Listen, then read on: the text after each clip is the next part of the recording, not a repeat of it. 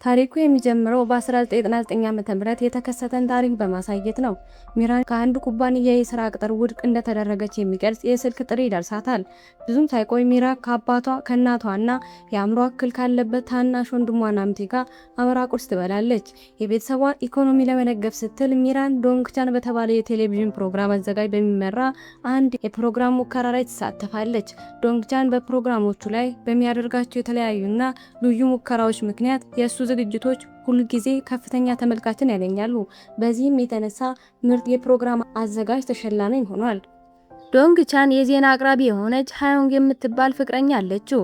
አንድ ቀን እሱ ለ24 ሰዓት የሚቆይ ሰዎችን የማቀዝቀዝ የሙከራ ፕሮግራም ለማዘጋጀት አቅዶ እሱ ራሱ ከሙከራው ተሳታፊዎች አንዱ እንዲሆን እንድትፈቅድለት ሃዮንግን ያባብላታል።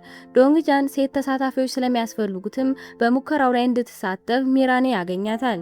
ነገር ግን ሚራን ሙከራው አደገኛ መሆኑን አይታ የቀረበላትን ጥያቄዎች ውድቅ ታደርጋለች። ይሁን እንጂ ዶንግቻን ከፍተኛ የገንዘብ ክፍያ ስለሚያቀርብላት ውሳኔው ለመስጠትም ታመነታለች። ከዚህ በኋላ ሚራን ውሳኔ ላይ ለመድረስ ኪዮንጃ እና ዮንግሱን ከተባሉ ሁለት የቅርብ ጓደኞቿ ጋር በመሆን ዮንጃ ወደምትባል እጣ ፈንታ አዋቂ ይሄዳሉ። አዋቂዋ ሚራን እውነተኛ ፍቅሯን የምታገኘው ከ20 ዓመታት በኋላ እንደሆነ ትነግራታለች። ከዛ ከተመለሰች በኋላ ሚራን በቤቷ ፊት ለፊት ቢዮንግሲም ከተባለ ፍቅረኛዋ ጋር ትገናኛለች። ቢዮንግሲም ከመለያየታቸው ፊት ሊስማት ይሞክራል። በዚህ ጊዜ ድንገት ናምቴ በቤቱ በር ላይ ብቅ ይላል። ይህም ቢዮንግሲምን ሲያስደነግጠው ሚራን ፈጥና ወደ ቤት ትገባለች። በማግስቱ ሃዮንግ በመጨረሻ ዶንግቻን ሙከራው ላይ እንዲሳተፍ ትፈቅድለታለች። እሱም በሰላም ተመልሶ እንደሚመጣና ከሙከራው በኋላ እንደሚያገባት ቃል ይገባላታል። ዶንግቻን ሃዮንግን ከማሳመን ባለፈ የሚያዘጋጀውን ፕሮጀክት እንዲያጸድቅለት አለቃው ሆንግ ሱንግን ሲያባብልም ይታያል። መጀመሪያ ላይ ሆንግ ሱንግ ፕሮጀክቱ በጣም አደገኛ እንደሆነ ስለተሰማው እምቢ ብሎ ነበር። ነገር ግን ዶንግቻን ፕሮግራሙ ከተሳካ ትልቅ ዝና እንደሚያገኙ ካረጋገጠለት በኋላ በፕሮጀክቱ ሀሳብ ይስማማል። ዶንግቻን አለቃው ሆንግ ሱንግን ካስማማ በኋላ ሂዮንግ መጥቶ ሚራን የቀረበላትን ጥያቄ ውድቅ ማድረጓን ይነግሯል። ይህ በእንዲህ እንዳለ ሚራን ከሁለቱ ጓደኞቿ ጋር በአንድ ሐይቅ አቅራቢያ ለመዝናናት ወጥታለች። የሐይቁን ውበት በካሜራዋ እየቀረጸች ሳለ ፍቅረኛዋ ቢዮንግሲም ሌላ ሴት ጋር በካሜራዋ ውስጥ በድንገት ታያለች። ፍቅረኛዋ እየከዳት መሆኑን ያየችው ሚራን በከፍተኛ ሁኔታ ተናዳ እሱን ለመደብደብ ወዲያውኑ ወደ ሐይቁ መሃል ትገባለች። ከሐይቁ ማዶ ሆነው ዶንግቻንና ሂዮንኪ አንድ ወንድ ስትደበደብ አይተው ይደነግጣሉ። የህዝብ ሰላም በማወክ ወንጀል ሚራን ቢዮንግሲምና አብረው የነበረች ልጅ ለምርመራ ወደ ፖሊስ ጣቢያ ይሄዳሉ። ከምርመራው ውጪ ዶንግቻን ሂዮንኪን ሚራንን ችግሯን እስክትጨርስ ድረስ ሲጠብቋት ይታያሉ። ምርመራውን ጨርሳ ስትወጣ ዶንግቻን በድጋሚ አግኝቶ በፕሮግራሙ ላይ ሙከራ አካል እንድትሆን ያባብላታል። በመጨረሻም ዶንግቻን ሙከራው ከተሳካ የታናሽ ወንድሟን በሽታ የመፈወስ እድሉ ከፍተኛ እንደሚሆን ከነገራት በኋላ ለመሳተፍም ትስማማለች። ሚራን ናምቴ በጓደኞቹ ሁልጊዜ እንገላታ ስለነበር ልክ እንደ ማንኛውም ሰው መደበኛ ህይወት እንዲኖረው እንደምትፈልግም ትነግሯለች። ከጥቂት ቀናት በኋላ በመጨረሻ ሙከራው ተጀመረ። ዶንግቻን እና ሚራን ለ24 ሰዓታት በቅዝቃዜ ውስጥ ለመቆየት ወደ ሙከራ ሳጥኑ ውስጥ ገቡ። ይህ በእንዲህ እንዳለ ሂዮንኪ በቤተ ሙከራው ውስጥ የሙከራው ሂደት የመቅረጽ ኃላፊነት ተሰጥቶታል። ሙከራው ሊጠናቀቅ 2 ሰዓታት ሲቆሩት ፕሮፌሰር ሄዋንግ ባልታሰበ አስገዳጅ ሁኔታ ምክንያት ሂዮንኪ ቀረጻውን እንዲያቆም በድንገት ጠየቁ። ብዙም ሳይቆይ ሁኔታው በቁጥጥር ስር ዋለ። ከዚያም ፕሮፌሰር ሄዋንጊ ቤተ ሙከራውን ለቀው ወጡ።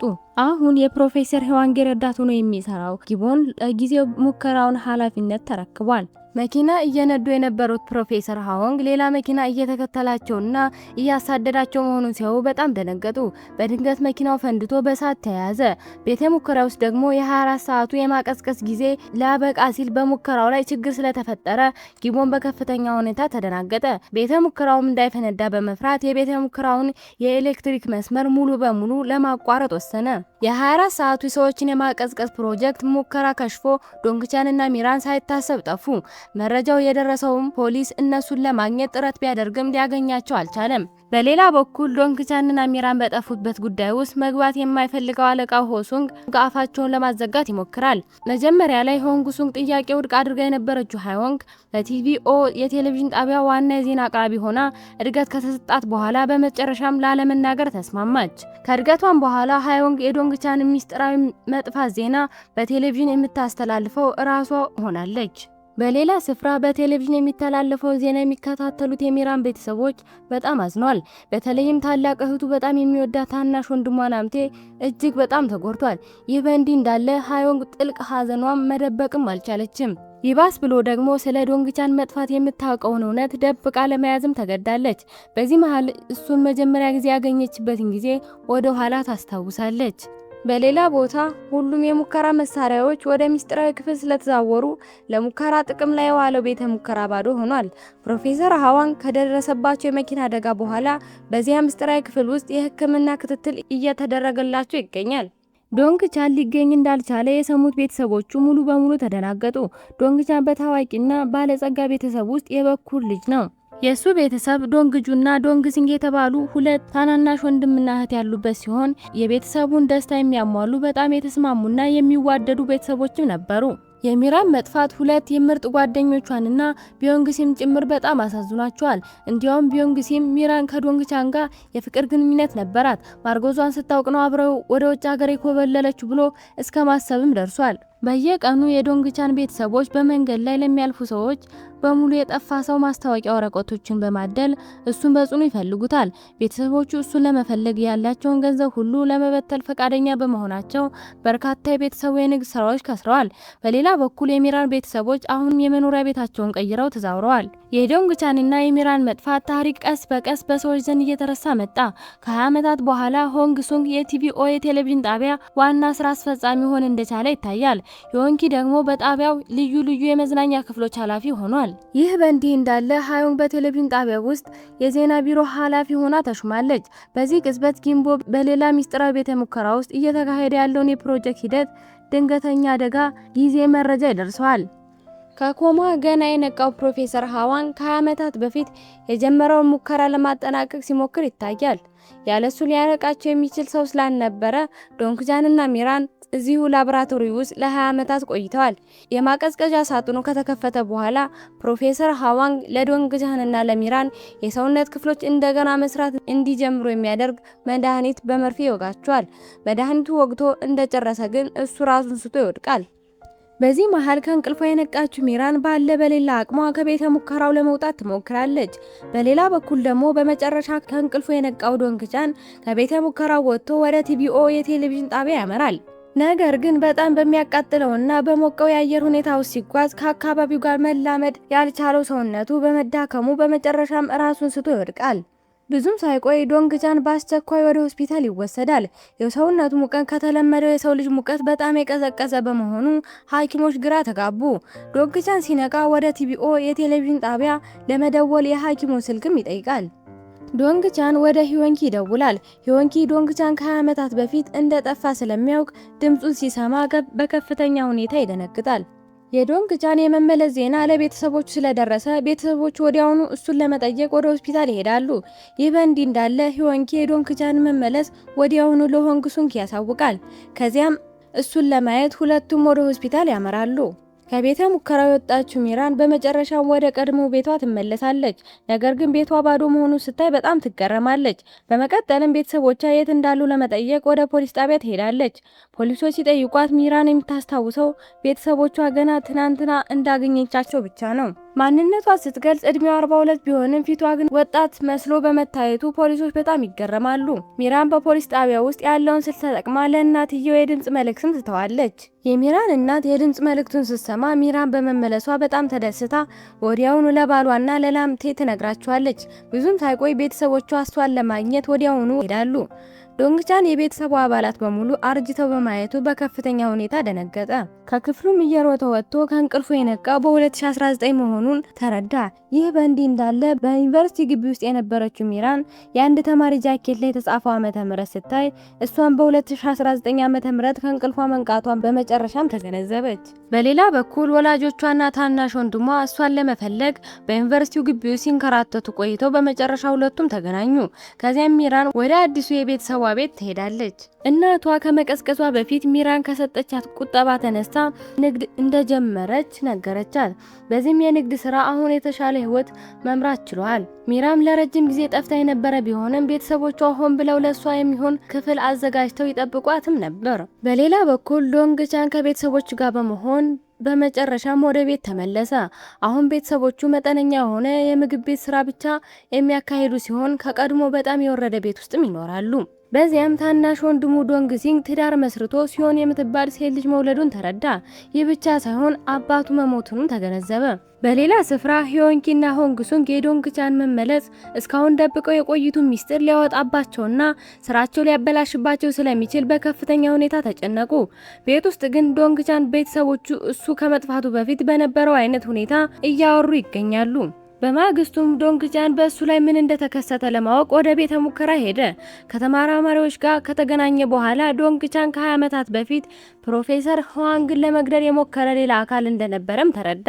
ተማሪዎቹም ፕሮፌሰሩ ለመጠበቅ ሲሉ መሞታቸውን አውጀው እንደነበረ ገለጹ። አሁን ፕሮፌሰር ሃዋንግ የነቁት ዶንግቻንና ሚራንን ከማቀዝቀዣው ውስጥ ሲያወጡ ራሳቸውን ስተው ወደቁ። በድጋሚ በጽኑ ሕክምና ክፍል ውስጥም ይገኛሉ።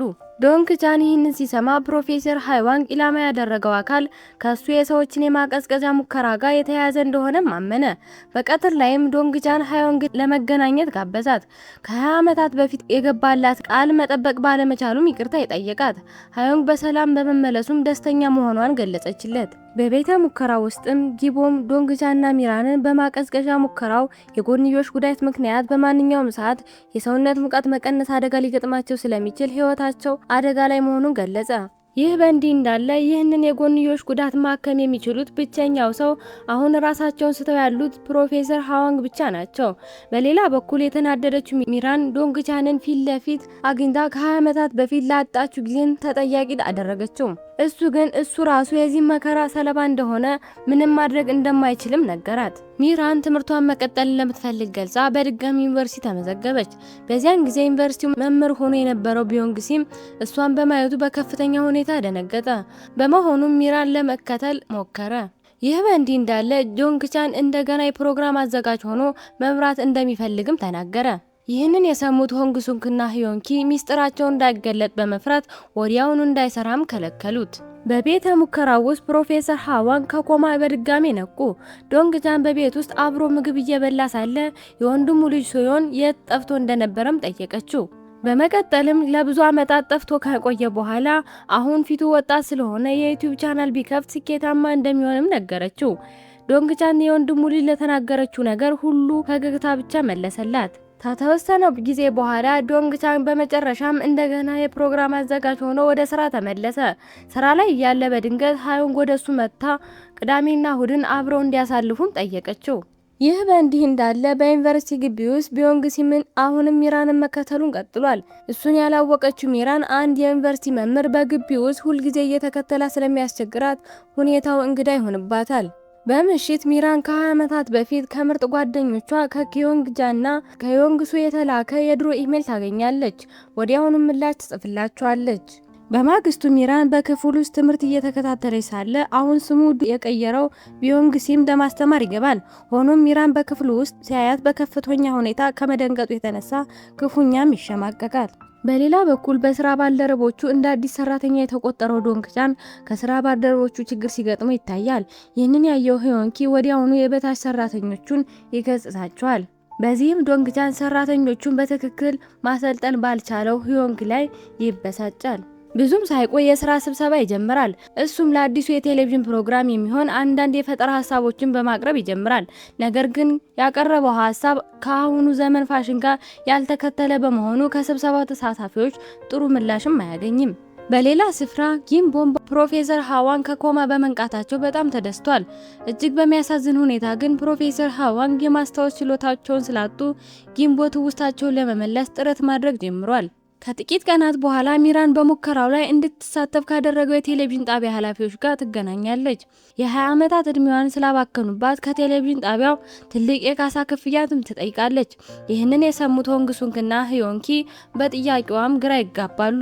በሌላ በኩል ደግሞ ኪዮንጃ የሚራንን ኢሜል ምላሽ ስላነበበች ወዲያውኑ ለዮንግሱ አስደሳች ዜናም ትነግራታለች። በመጨረሻም ሚራን ፊቷ ቅንጣት ታክል ባለመቀየሩ በጣም ከመደነቁ ከሁለቱ ምርጥ ጓደኞቿ ጋር በደስታ ትገናኛለች። ሆኖም ግን ስላደረገችው ሙከራ አልነገረቻቸውም።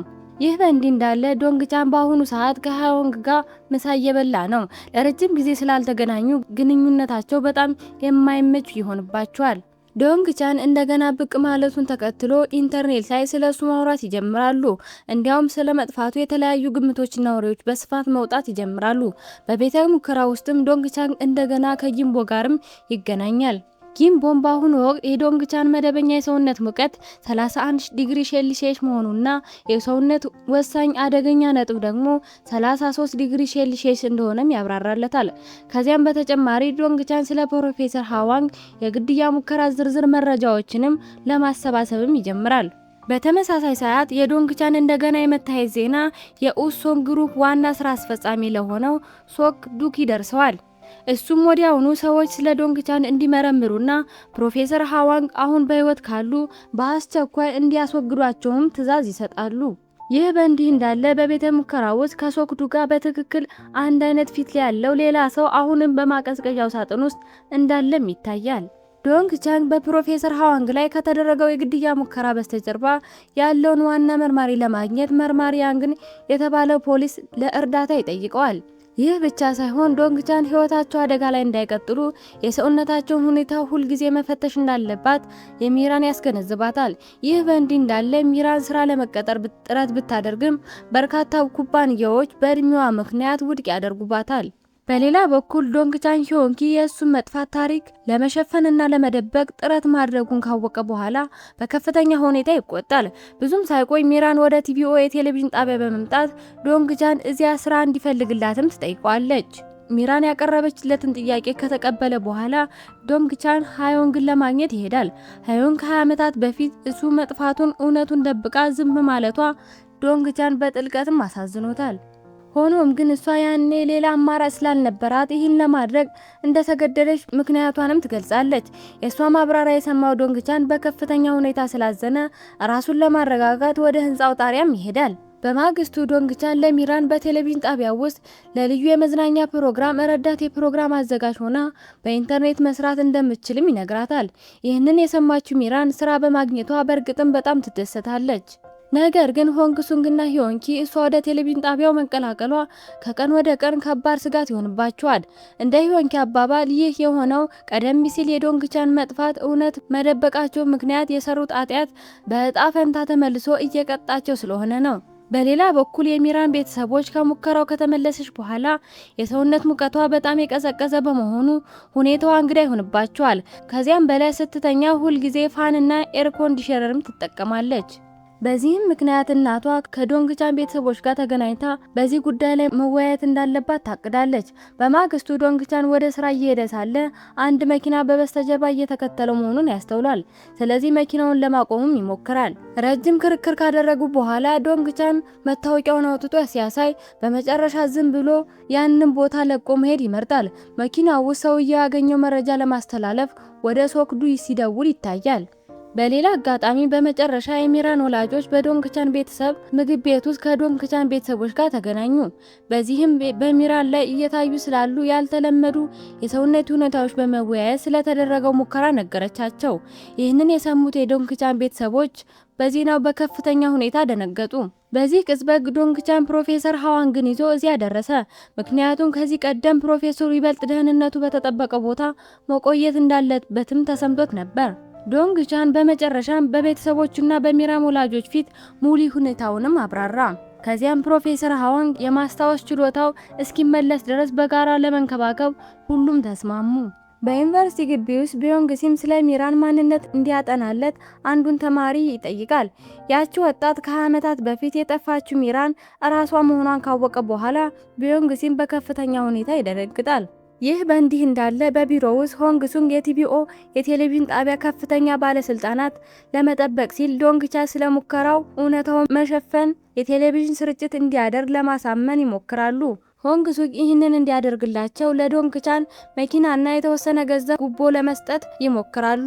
ወደ ዩኒቨርሲቲው ግቢ ስንመለስ ሚራን ከአዳዲሶች ጓደኞቿ ከጂሁና ከያንግ ጁን ጋር ተቀምጣለች። ብዙም ሳይቆይ ዶንግ ቻን አዲስ የሞባይል ስልክ ሊሰጣት እዚያው ይመጣል። በዛን ጊዜ ሚራን ሁለቱን ጓደኞቿ ለሱም ታስተዋውቃቸዋለች። ዶንግ ቻን ስልኩን ካስረከባት በኋላ በቴሌቪዥን ጣቢያ ውስጥ እንድትሰራ በይፋ ስለተፈቀደላት አብራው እንድትሄድም ሚራንን ይጠይቃታል። በመኪና ማቆሚያ ቦታ ላይ ያሉ የሶክዱክ ሰዎች መጥተው ያስፈራሯቸውና ሁለቱም ተገደው ማቀዝቀዣ ወዳለው መኪና ውስጥ ይገባሉ።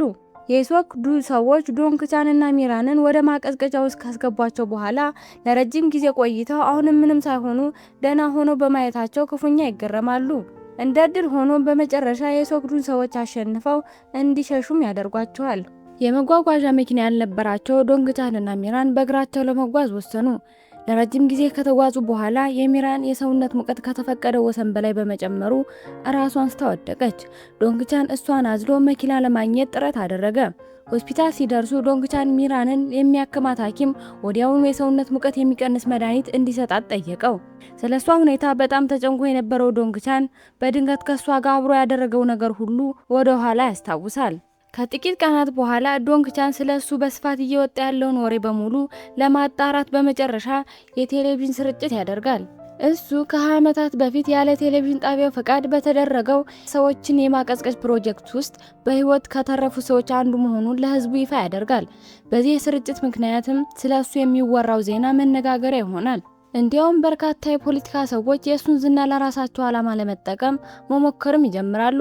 ይህ በእንዲህ እንዳለ ፕሮፌሰር ሃዋንግ ለመጠበቅ ሲል ጊቦ ዶንግቻንን ከማቀዝቀዣ ሳጥን ውስጥ ያወጣው እሱ ራሱ እንደሆነ ለጋዜጠኞች በሐሰት ይናገራል። ሶክዱ ይህንን ሲሰማ በሳጥን ውስጥ ያለው የእሱ መንታ ወንድም እንዳይወጣ ሰዎቹን ጊቦምን በአስቸኳይ እንዲያስወግዱትም ያዛል። ወደ ዶንግቻን ቤተሰቦች ስንመለስ ዶንግቻን በቴሌቪዥን ላይ ከቀረበ በኋላ የነሱ የምግብ ቤት በደንበኞች ተጨናንቋል። በዚህም በኩል ሃዮንግ ዶንግቻን ከስርጭቱ በኋላ እሷን ለማራቅ እየሞከረ መሆኑ ስለተረዳች እሱን አግኝታ በዚህ ጉዳይ ላይ ለመነጋገር ትሞክራለች። ነገር ግን ዶንግቻን ሃዮንግ በዚህ የሙከራ ጣጣ ላይ ገብታ አደጋ እንዳይደርስባት ሊጠብቃ ስለፈለገ ሁኔታውን ሊያብራራላትም አልቻለም። ይህ ቢሆን እንኳን ሃዮንግ እሱ ወደ ቀድሞ ማንነቱ ተመልሶ እሷን እስኪቀበላት ድረስ ለመጠበቅም ቆርጣለች። በማግስቱ ሚራን የሰራተኛ መታወቂያ ባጅ ተሰጥቷት በቲቢኦ የቴሌቪዥን ጣቢያ ውስጥ ስራዋን ትጀምራለች። በእረፍት ሰዓት ዶንግቻን ድንገተኛ አደጋ ሲያጋጥማት ልትጠቀምበት የምትችለው የሰውነት ሙቀት መቆጣጠሪያ ሰዓትና የሰውነት ሙቀት የሚቀንስ መድኃኒትም ይሰጣታል። በመቀጠልም ዶንግቻን የጤና እክል ሲሰማት ሁልጊዜ እሱን እንድትነግረው ያሳስባታል። ቴሌቪዥን ጣቢያው ውስጥ ያለው ስራ ከተጠናቀቀ በኋላ ሚራን ትምህርቷን ለመከታተል ወደ ዩኒቨርሲቲው ትመለሳለች። በዚያም ቢዮንግሲምን ታገኘዋለች። እሱ የፊት ፕላስቲክ ቀዶ ጥገና ማድረጉንና ስሙን እንደቀየረም ይነግራታል። ቢዮንግሲም ሚራንን ለማግባት ሲል አሁንም ያለችው ሚስቱን ለመፍታት ፈቃደኛ መሆኑንም ይገልጽላታል። ለቢዮንግሲም ምንም አይነት ስሜት የሌላት ሚራን በከፍተኛ ሁኔታ ተናዳ ትደበድበዋለች። በዚህም የተነሳ ጉዳዩ ወደ ፖሊስ ጣቢያ ያመራል። ስለ ጉዳዩ የሰማው ዶንግቻን ወዲያውኑ ወደ ፖሊስ ጣቢያ መጥቶ ስሜቷን መቆጣጠር ባለመቻሏ ይወቅሳታል። ነገር ግን የደበደበችው ሰውዬ ቢዮንግሲም መሆኑ ስትነግረው ዶንግቻን ራሱ በከፍተኛ ሁኔታ ተናዶ እሱም ለመደብደብ ወደ ቢዮንግሲም ያመራል። ዶንግቻን ወደ ቴሌቪዥን ጣቢያው ከመመለሱ በፊት እሱና ሚራን አብሮ ምግብ ይበላሉ።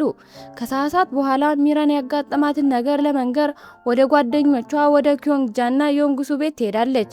ነገር ግን ቢዮንግሲም ያገባት ዮንግሱንግ መሆኗን ገና አታውቅም ነበር። በዚህ ምክንያትም ቢዮንግሲም ወደ ቤት ሲመለስ ዮንግሱንግ በከፍተኛ ሁኔታ በንዴት ተሞልታ ከቤት አባረረችው። በቴሌቪዥን ጣቢያ ውስጥ ሂዮንኪ በቢሮ ውስጥ ከዶንግቻን የበለጠ ከፍተኛ ስልጣን እያለው የሱ መልእክተኛ በመሆኑ የተሰማውን ቅሬታና ብስጭት ይገልጻል። በድንገት የቴሌቪዥን ጣቢያው ዶንግቻን በማቀዝቀዣ የነበረው ሰው ወይም ክራዮኒክስ መሆኑን የሚገልጽ ዜናም ያስተላልፋል። በእሱ ዝና ምክንያት አሁን በአንድ የቴሌቪዥን ፕሮግራም ላይ ስለ እሱ ትክክለኛ የእድሜ ስሌት ክርክርም እየተደረገ ነው። በዚህ የህዝብ ክርክር ወቅት ራሷን ማሪያ በማለት የጠራችው አንዲት ሴት ደውላ ስለ ክራዮኒክስ ሰዎች እድሜ መከራከር ማቆም የተሻለ እንደሆነ ገልጻ መንግስት እንዲህ ላሉ ሰዎች መደበኛ ህይወት መምራት እንዲችሉ ህጎችን ማውጣት እንዳለበት ሀሳብን ታቀርባለች። ዶንግቻንም ደዋይዋ ሚራን መሆኗን ወዲያውኑ ይረዳል። በመሆኑም ራሷ ክራዮኒክስ መሆኗን በሌሎች ሰዎች ዘንድ መታወቅ ስለሌለበት በጥንቃቄ እንድትንቀሳቀስ ወዲያውኑ ስልክ ደውሎ ያስጠነቅቃታል። ይህ በእንዲህ እንዳለ በሃዮንግ መኖሪያ ቤት ራሷ አሁንም ዶንግቻን ጋር እያሳለፈቻቸውን ትውስታዎች ሁሉ ወደ ኋላ እያሰበች ነው። በመሆኑም ዶንግቻን ከ20 ዓመታት በፊት የሰጣትን ቀለበት ለማድረግም ትወስናለች። በማግስቱ ሃዮንግ በዶንግቻን ቢሮ ውስጥ ስታገኘው እሱ ያደረገችውን ቀለበት ያስተውላል። ሃዮንግ የድሮ ፍቅራቸውን እንደገና ለመጀመር እሱን ለማሳመንም ትሞክራለች። ሆኖም ግን እሷ ከ20 ዓመታት በፊት እውነቱን ደብቃ ዝም በማለቷ ስላሳዘነው ዶንግቻን ራሷን በድጋሚ ተቀብሎ ፍቅራቸውን ለመቀጠል እንደማይችል ይነግራታል። በዚህ መሃል በድንገት ሚራን ወደ ክፍሉ ትገባለች። ነገር ግን ዶንግቻን እና ሃዮንግ በጣም አስፈላጊ ነገር እያወሩ መሆኑን ስታስተውል ወዲያውኑ ክፍሉን ለቃ ትወጣለች። ሚራን እነሱ ቀደም ሲል የፍቅር ግንኙነት እንደነበራቸው አስቀድማ ታውቅ ነበር። በሌላ በኩል በየንግሱን ቤት እሷ ከልጇ ከጄሁ ጋር ምግብ እየበላች ነው። ጄሁ በዩኒቨርሲቲ ውስጥ የሚራን ጓደኛ ሆነ ወጣት ነው። ዮሱን ከአባቱ ጋር ለመፋታት ማቀዷን ለልጇም ትነግረዋለች። የእናቱን ማብራሪያ የሰማው ጄሁ የእናቱን ውሳኔ ለማክበርም ይሞክራል። በሌላ ስፍራ ደግሞ መኪና ውስጥ ገብቶ ሊሄድ የነበረው ጊቦም የስራ ባልደረባው አንዳንድ ፋይሎችን ስለፈለገ ከመኪናው ወርዶ ለመመለስ ይገደዳል። ጊቦም ከመኪናው እንደወረደ መኪናው በድንገት ይፈነዳል። እሱም በከፍተኛ ሁኔታ ይደነግጣል። ይህ በእንዲህ እንዳለ ሚራን ከዮሱንግ ጋር ተገናኝታ ባሏን በመደብደቧ ይቅርታ ትጠይቃታለች። ነገር ግን ዮንግሱን በዚህ ነገር ቅር እንዳልተሰኘች ገልጻ ቢዮንግሲምን ያገባችው በምርቃት ቀን አብረው ጠጥተው ከሰከሩ በኋላ በማርገዟ ምክንያት እንደነበረም ትነግራታለች። ዮንግሱን ቢዮንግሲም ከሚራን ጋር መገናኘት ከመጀመሩ በፊትም ተወደው እንደነበር ትገልጻለች። ነገር ግን ቢዮንግሲም እስካሁን ድረስ የሚወደው ሚራንን ብቻ ነው። የእሷ ፍቅር የአንድ ወገን ብቻ ሆኖ መቅረቱም ትነግራታለች። በዚህም ምክንያትም ለመፋታት አቅዳለች። ዶንግቻን የጊቦን መኪና መፈንዳቱን ካወቀ በኋላ ይህ የግድያ ሴራ ከዚህ በፊት እንዳሰቡት የኒኮላ ስራ ሊሆን እንደማይችል ያምናል። በአንድ ህንጻ ጣሪያ ላይ ከጊቦን ግድያ በስተጀርባ ዋና መሪ የነበረው ሶክዱ ሰዎችን የተሰጣቸውን ስራ በሚገባ መወጣት ባለመቻላቸው በከፍተኛ ሁኔታ ተቆጥቷል። ሁኔታው ሲታይ እሱ የሚያደርገው እያንዳንዱ የወንጀል ድርጊት ኒኮላ እንደፈጸመ አስመስሎ ለማቅረብ እቅዶቹን በሙሉ በሚስጥር ሲያደርግም ቆይቷል። በፖለቲካ ውስጥ ስራውን ለመጀመር ያቀደው ሆንግሱንግ ቀደም ሲል በቴሌቪዥን ጣቢያው የእሱ አለቃ ከነበረው ያሁኑ የፖለቲካ ሰው ጋር ይገናኛል። ሁለቱም የራሳቸውን የፖለቲካ ህይወት ለማሳደግ የዶንግቻንን ዝና ለመጠቀም ይሞክራሉ። በዚህ ምክንያት ዶንግቻን ወደ ክፍሉ ተጠርቶ ከፖለቲከኛው ጋር በግድ ፎቶግራፍም እንዲነሳ ይደረጋል። በተመሳሳይ ሰዓት ሚራን የዩኒቨርሲቲ መምህር በመደብደቧ ምክንያት በዩኒቨርሲቲ የዲሲፕሊን ኮሚቴ ፊት ቀርባ እየተመረመረች ነው። አሁንም እሷን በመጠበቅ የሚወዳት ቢዮንግሲም ወዲያውኑ ጥበቃ ሊያደርግላት ይሞክራል። ሚራን የእሱ የመጀመሪያ ፍቅሩ መሆኗንና እሱ ማግባቱን ስታውቅ ተናዳ እንደደበደበችው በመግለጽ ለኮሚቴው ይከላከልላታል። ብዙም ሳይቆይ ቢዮንግሲም ክፍሉን ለቆ ይወጣል። ሚራን ግራ በመጋባት ታየዋለች። በመቀጠልም ቢዮንግሲም ረዳቱን ደውሎ በቤት ውስጥ ያሉትን ልብሶች በሙሉ ጠቅልሎ እንዲያወጣለት ያዛል። በይፋ ባይፋቱም እንኳን አሁን ዮንግሱን እንደ ቀድሞ ሚስቱ አድርጎ ይቆጥራታል። ይህ በእንዲህ እንዳለ ዶንግቻን በጊሞብ ላይ ስለተደረገው የግድያ ሙከራ የዜና ስርጭት እንዲሰራ ሃዮንግን እርዳታ ይጠይቃታል። ሃዮንግ እሱን ለመርዳት ፈቃደኛ መሆኗን ገልጻ ጥበቃ ልታደርግለት እንደምትሞክርም ትነግረዋለች። ዶንግቻን ግን ሃዮንግ ልትረዳው የሚገባው እሱን ሳይሆን ሚራንን ካደጋ ለመጠበቅ እንደሆነም ያብራራላታል። በዩኒቨርሲቲ ግቢ ውስጥ ሚራን ከጄሁ ጋር ስትነጋገር ይታያል። እሱም ለመጀመሪያ ጊዜ የሰማውን የእንግሊዝኛ ቃል ትርጉም እያብራራላት ነው። ማብራሪያውን ከሰማች በኋላ ሚራን ዶንግቻን እስካሁን ያደረገላትን ልዩ እንክብካቤ ሁሉ በሀሳቧ ወደ ኋላ ታስታውሳለች። ከተወሰነ ጊዜ በኋላ ዶንግቻን የድሮ ዘመን ትዝታዎችን የሚያነሱ የልዩ ልዩ መዝናኛ ፕሮግራሞችን ለማዘጋጀት ስብሰባ ይመራል። ሚራንም የፕሮግራሙ ስም ጎጎ 99 እንዲባልም ሀሳብ ታቀርባለች። በዶንግቻን ቤተሰብ ምግብ ቤት ውስጥ ዶንግጁ የምትወደው ወንድ ምንም አይነት የካሳ ክፍያ ሳይሰጣት ቤቷን በሐራጅ እንዳሸጠባት ካወቀች በኋላ በከፍተኛ ሁኔታ ስታለቅስና ስትጮህም ትታያለች። በሌላ በኩል ዶግሲክ አንድ ቤተ መቅደስ ውስጥ እየጸለየ ለቤተሰቡ አባላት በሙሉ በረከትና ሰላምን ይለምናል። ይህ በእንዲህ እንዳለ ዶንግቻን ከስራ ቡድኑ ጋር በአንድ ምግብ ቤት ውስጥ ድግስ ላይ ነው። ሁሉም ምግብ በልተው ከጨረሱ በኋላ ግብዣ በካራኦኬ ይቀጥላል። የቡድኑ አባላት እየመጡ ዘፈን ይዘፍናሉ። በመጨረሻም ዶንግቻን ወደፊት ወጥቶ ሃዮንግን የሚያስታውሰውን ዘፈን ይዘፍናል። ወደ ቤት ሲመለስ ዶንግቻን ሁለቱ ታናናሽ ወንድምና እህቱ በችግር ውስጥ ሆነው ያገኛቸዋል። እሱም አቅፎ ያጽናናቸዋል። በማግስቱ ዶንግቻንና ሚራን ለቀረጻ የሚሆን ቦታ ለመፈለግ ወደ አንድ ደን ውስጥ ገብተው ሳለ በድንገት መንገድ ይጠፋባቸዋል። መውጫ መንገድ እየፈለጉ ለረጅም ሰዓታት በእግራቸው ስለተጓዙ የሰውነታቸው ሙቀት መጨመር ይጀምራል። በመሆኑ መድኃኒት መውሰድ አስገዳጅ ይሆንባቸዋል። የሚራን ሁኔታ በጣም አሳሳቢ ስለነበርና እሷ ዘንድ መድኃኒቱ ስላልነበረ ዶንግቻን የእሱን መድኃኒት ለእሷ ሊወጋት ወሰነ። መድኃኒቱን በተሳካ ሁኔታ ከወጋት በኋላ ዶንግቻን የሰውነቱ ሙቀቱ በከፍተኛ ሁኔታ ጨምሮ እሱ ራሱን ስቶ ወደቀም። ከጥቂት ቅጽበቶች በኋላ ሚራን ወደ ራሷ ተመልሳ ዶንግቻን ራሱን ስቶ ስታየው በከፍተኛ ሁኔታ ትደነግጣለች። እንደ እድል ሆኖ በዚህ መሃል ዝናብ መዝነብ በመጀመሩ የዶንግቻን የሰውነት ሙቀት ለመቀነስ ረዳው። እሱ ሲነቃ ሚራን በጣም በመደሰትም ሳመችው። ብዙም ሳይቆይ በአቅራቢያ ወደሚገኝ መንደር መውጫ መንገድ አግኝተው በአንድ የመንደሩ ነዋሪ እርዳታ ዶንግቻን መኪናው ወደ አቆመበት ቦታ በነፃ ተጉዞ ይደርሳሉ። ወደ ቤት በሚመለሱበት መንገድ ላይ ዶንግቻንና ሚራን በመሳሳሙ አፍረው ስለነበረ ምንም ሳይነጋገሩ ዝም ብሎ ይጓዛሉ። ከቤቷ ፊት ለፊት ሲደርሱ ሚራን ወዲያውኑ ከመኪናው ወርዳ ወደ ቤትም ትሮጣለች። ከተወሰነ ጊዜም በኋላ ሚራን ወደ ዶንግቻን ስልክ ደውላ ስለሳመችውም ይቅርታ ጠይቀዋለች። እንዲህ የሆነውም ክስተት በሙሉ እንዲረሳውም ትጠይቀዋለች። ከዚህ በኋላ ዶንግቻን ስለማቀዝቀዝ ሙከራው የደረሰበትን ደረጃ ለማወቅ ወደ መርማሪ ያንግም ይሄዳል። መርማሪ ያንጊ የሩሲያ ወንጀለኛ ኒኮላ ባለፈው ዓመት መሞቱንና ሞቱ በፖለቲካዊ ምክንያቶች ሚስጥር ሆኖ እንደተያዘም ይገልጽለታል። በተጨማሪም ኒኮላ የማፊያ መሪ በነበረበት ጊዜ ፕሮፌሰር ሃዋንግ የእሱ ኢላማ ሆነው እንደማያውቁ መረጃ እንደደረሰ ይነግሯል። በሌላ በኩል አንድ ያልታወቀ ሰው የዶንግቻንንና የመርማሪ ያንግን ውይይት በሚስጥር ለመሰለልና ለመስማት ሲሞክር ይታያል። በዩኒቨርሲቲው ግቢ ውስጥ ከቤት የተባረረው ቢዮንግሲም የሚኖርበት ቦታ ለመፈለግ ጥረት እያደረገ ሳለ በመጨረሻም የሚራን ወላጆች ሊያከራዩት ያዘጋጁት ቤት ያገኛል። ይህን ሲያውቅ በከፍተኛ ሁኔታ ይደሰታል። ከሚራን ጋር አብሮ መኖርም እጣ ፈንታው እንደሆነም ያስባል። በማግስቱ ሆንግሱግ አብሮት ምግብ እንዲበላ ስለጋበዘው ዶንግቻን ወደ አንድ ምግብ ቤት ያመራል። ነገር ግን ሳይታሰብ የሱን ዝና ለራሱ ጥቅሞችና ለፖለቲካ ዓላማ ሊጠቀምበት ከፈለገው ከሶግዱ ጋር እንዲገናኝ ሴራ ተጎንጉኖለት ነበር። ዶንግቻን የሶግዱን ፊት ሲያይ ከዚህ ቀደም በማቀዝቀዣ ሳጥን ውስጥ በትክክል ተመሳሳይ ፊት የነበረው ሌላ ሰው በድንገት ያስታውሳል። ይህ በእንዲህ እንዳለ ቢዮንግሲም ክፍሉን ለመከራየት የሚራንን አባት ለማግኘት ይሄዳል። መጀመሪያ ላይ የሚራን አባት ክፍሉን ለተማሪዎች እንዲከራይ የታቀደ በመሆኑ ጥያቄውን ውድቅ አድርጎበት ነበር። ሆኖም ግን ቢዮንግሲም የዩኒቨርሲቲ መምህር መሆኑን ሲያውቅ በመጨረሻ ክፍሉን እንዲከራይ ይፈቅድለታል። በምሽት ከሆንግሱን ጋር ምግብ ጨርሶ ወደ ቤት የተመለሰው ዶንግቻን ለሚራን ደህንነት በመስጋት የጽሑፍ መልእክት ይልክላታል። መልእክቱን የደረሰው ሚራን እሱ በእርግጥ ይወዳት እንደሆነም ማሰብ ትጀምራለች። የተወሰነ ጊዜ ካለፈ በኋላ የቲቪው የቴሌቪዥን ጣቢያ አዳዲስ ደንቦችን በተግባር ላይ መዋል ይጀምራል።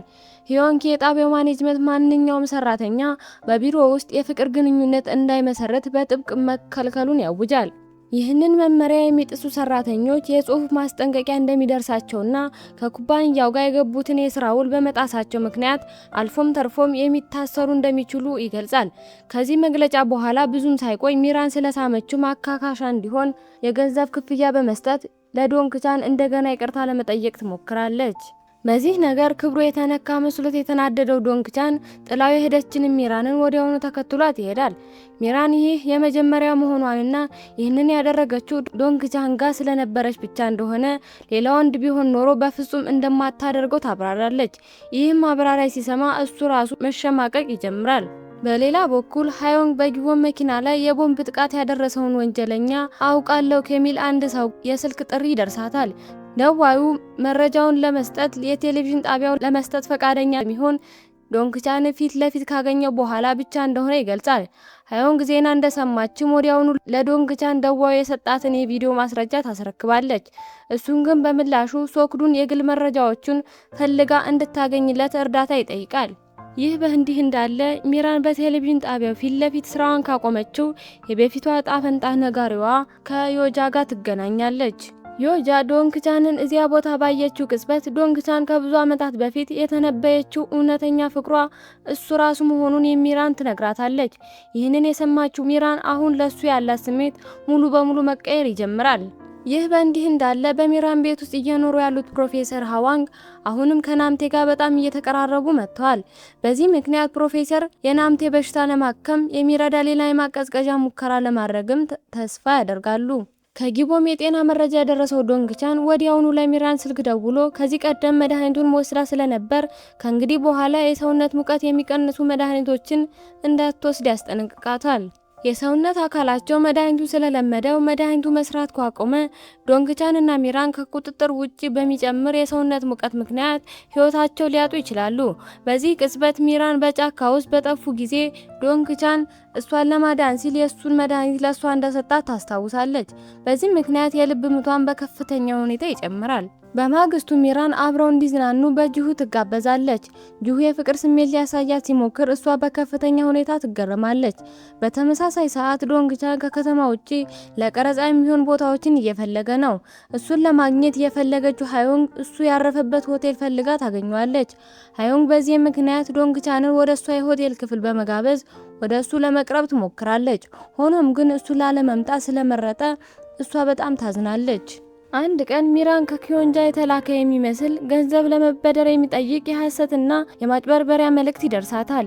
ይህን ያመነችው ሚራን ወዲያውኑ በመልእክቱ ላይ ወደ ተጠቀሰው የባንክ ሂሳብ የተወሰነ ገንዘብ ታስተላልፋለች። ብዙም ሳይቆይ ኪዮንጃ እንደተታለለች ትነግራታለች። በመሆኑም ሚራን ለማጭበርበር ወንጀሉ ለማመልከት ወደ ፖሊስ ጣቢያ ትሄዳለች። ከፖሊስ ጣቢያው ከወጣች በኋላ በጥልቅ ስላዘነች ስሜቷን ለማርገብ መጠጥ ለመጠጣት ትወስናለች። ሚራን መስከሯን የሰማው ዶንግቻን ወዲያውኑ እሷን ለመውሰድ እዚያ ቦታ ላይ ይደርሳል። ዶንግቻን እሱን የሚያስጨንቁ ነገሮችን ማድረጓ ባለማቆሟ በሚራን ላይ ይቆጣል። በመጨረሻም በእሱ ላይ የፍቅር ስሜት ሊያድርበት እንደሚችል ሚስጥሩን ይገልጽላታል። እሱ ስሜቱን ከተናዘዘ በኋላ በመካከላቸው ያለውን ድባብ ይቀየራል።